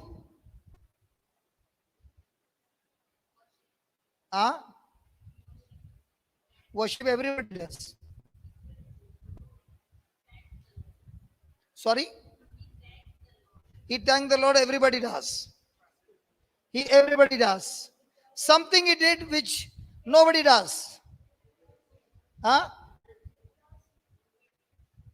on, something he did which nobody does. Come on, something he does that nobody does. It is very, very uncommon. He praised the Lord, everybody does. Come on, something very, very uncommon. And that is what gave him the victory. Somebody said that. He was so much filled with joy, and the people were so much filled with joy that before getting into the battle, he got the choir members ready, and they were filled with so much of joy that they went before the army. Why did they go before the army? Because God had said, you will not have to fight the battle. So when it is joy, you got to do the end result as if you have achieved it and put it into practice. That putting into action is joy.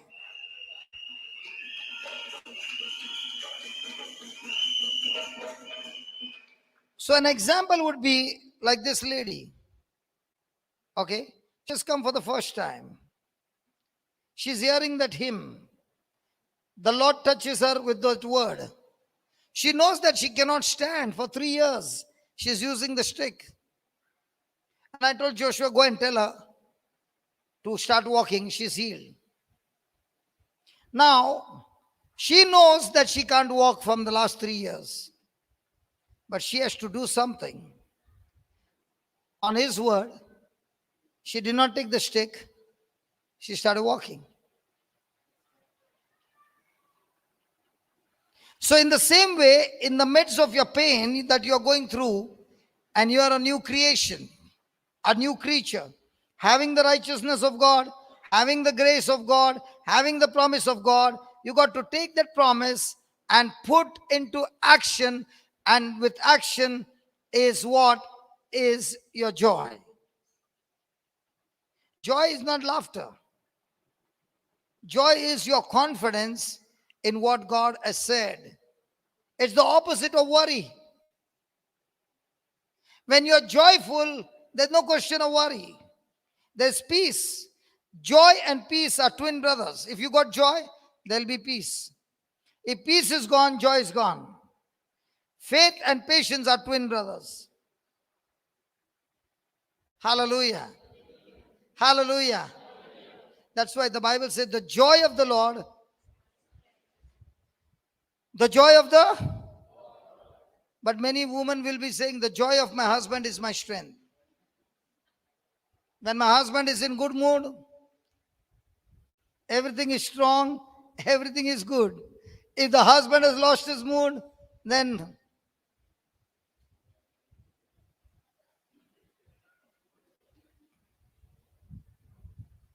I should have one camera on this side to put expression of every sister of mine.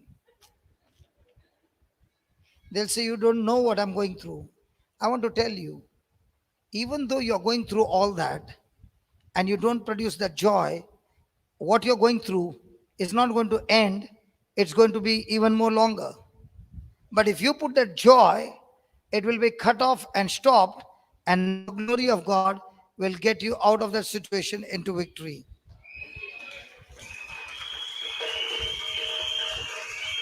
I am not here to point finger to you, my sisters.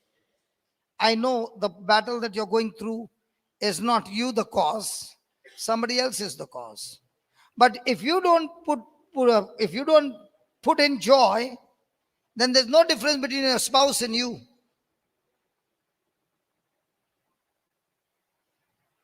Your spouse is troubling you and you are bad mouthing. Out of your mouth is coming the poison.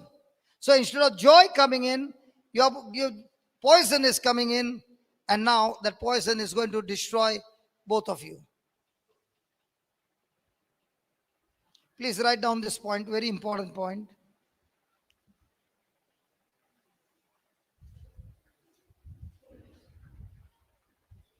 We are not alone in the battle. We are not alone in the battle.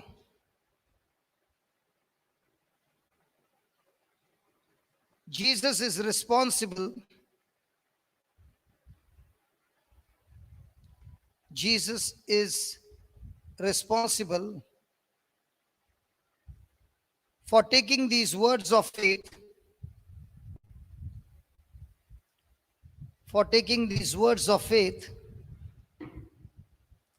and bringing them to pass.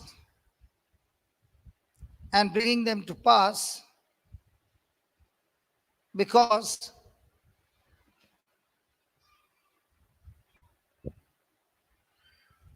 we are standing on God's word.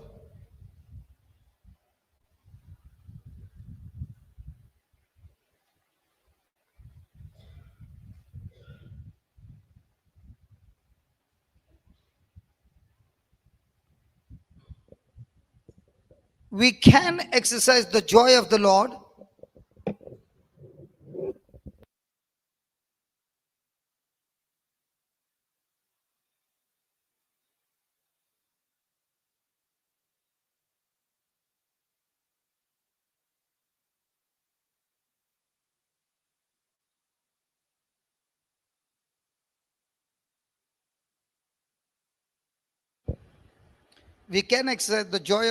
which is our strength.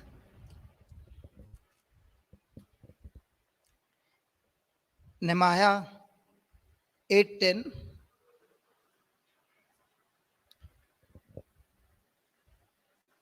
In the middle of pain,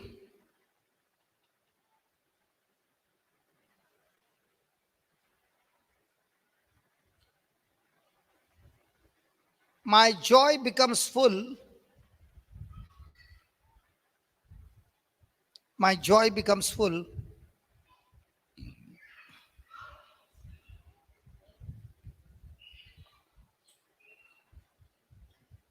when I experience total healing.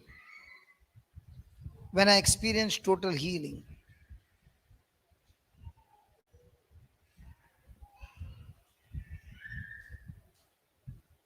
Now, what did you write the last line? I can exercise the joy of the Lord, which is my strength. Now, remember, joy comes through the understanding of the word. Praise God. Hallelujah. And the joy of the Lord is my strength. So now, in the midst of my battle, like King Joseph, can I exercise my faith? Can I be in peace? Can I keep my mind at rest to what God said? Can I stop worrying?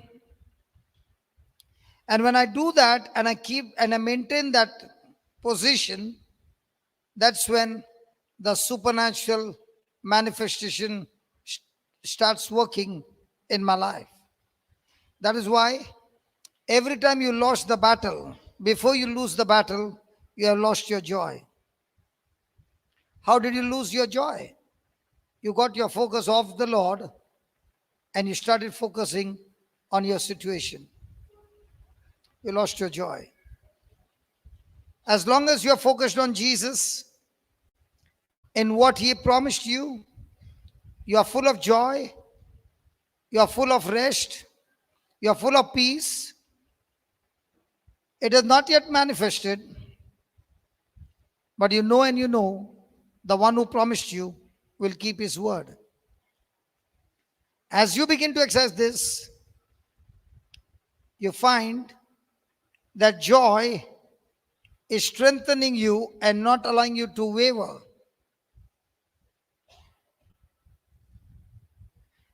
And the moment it is manifested, now your joy is to the full. Praise God. Hallelujah. So, do we need to practice this?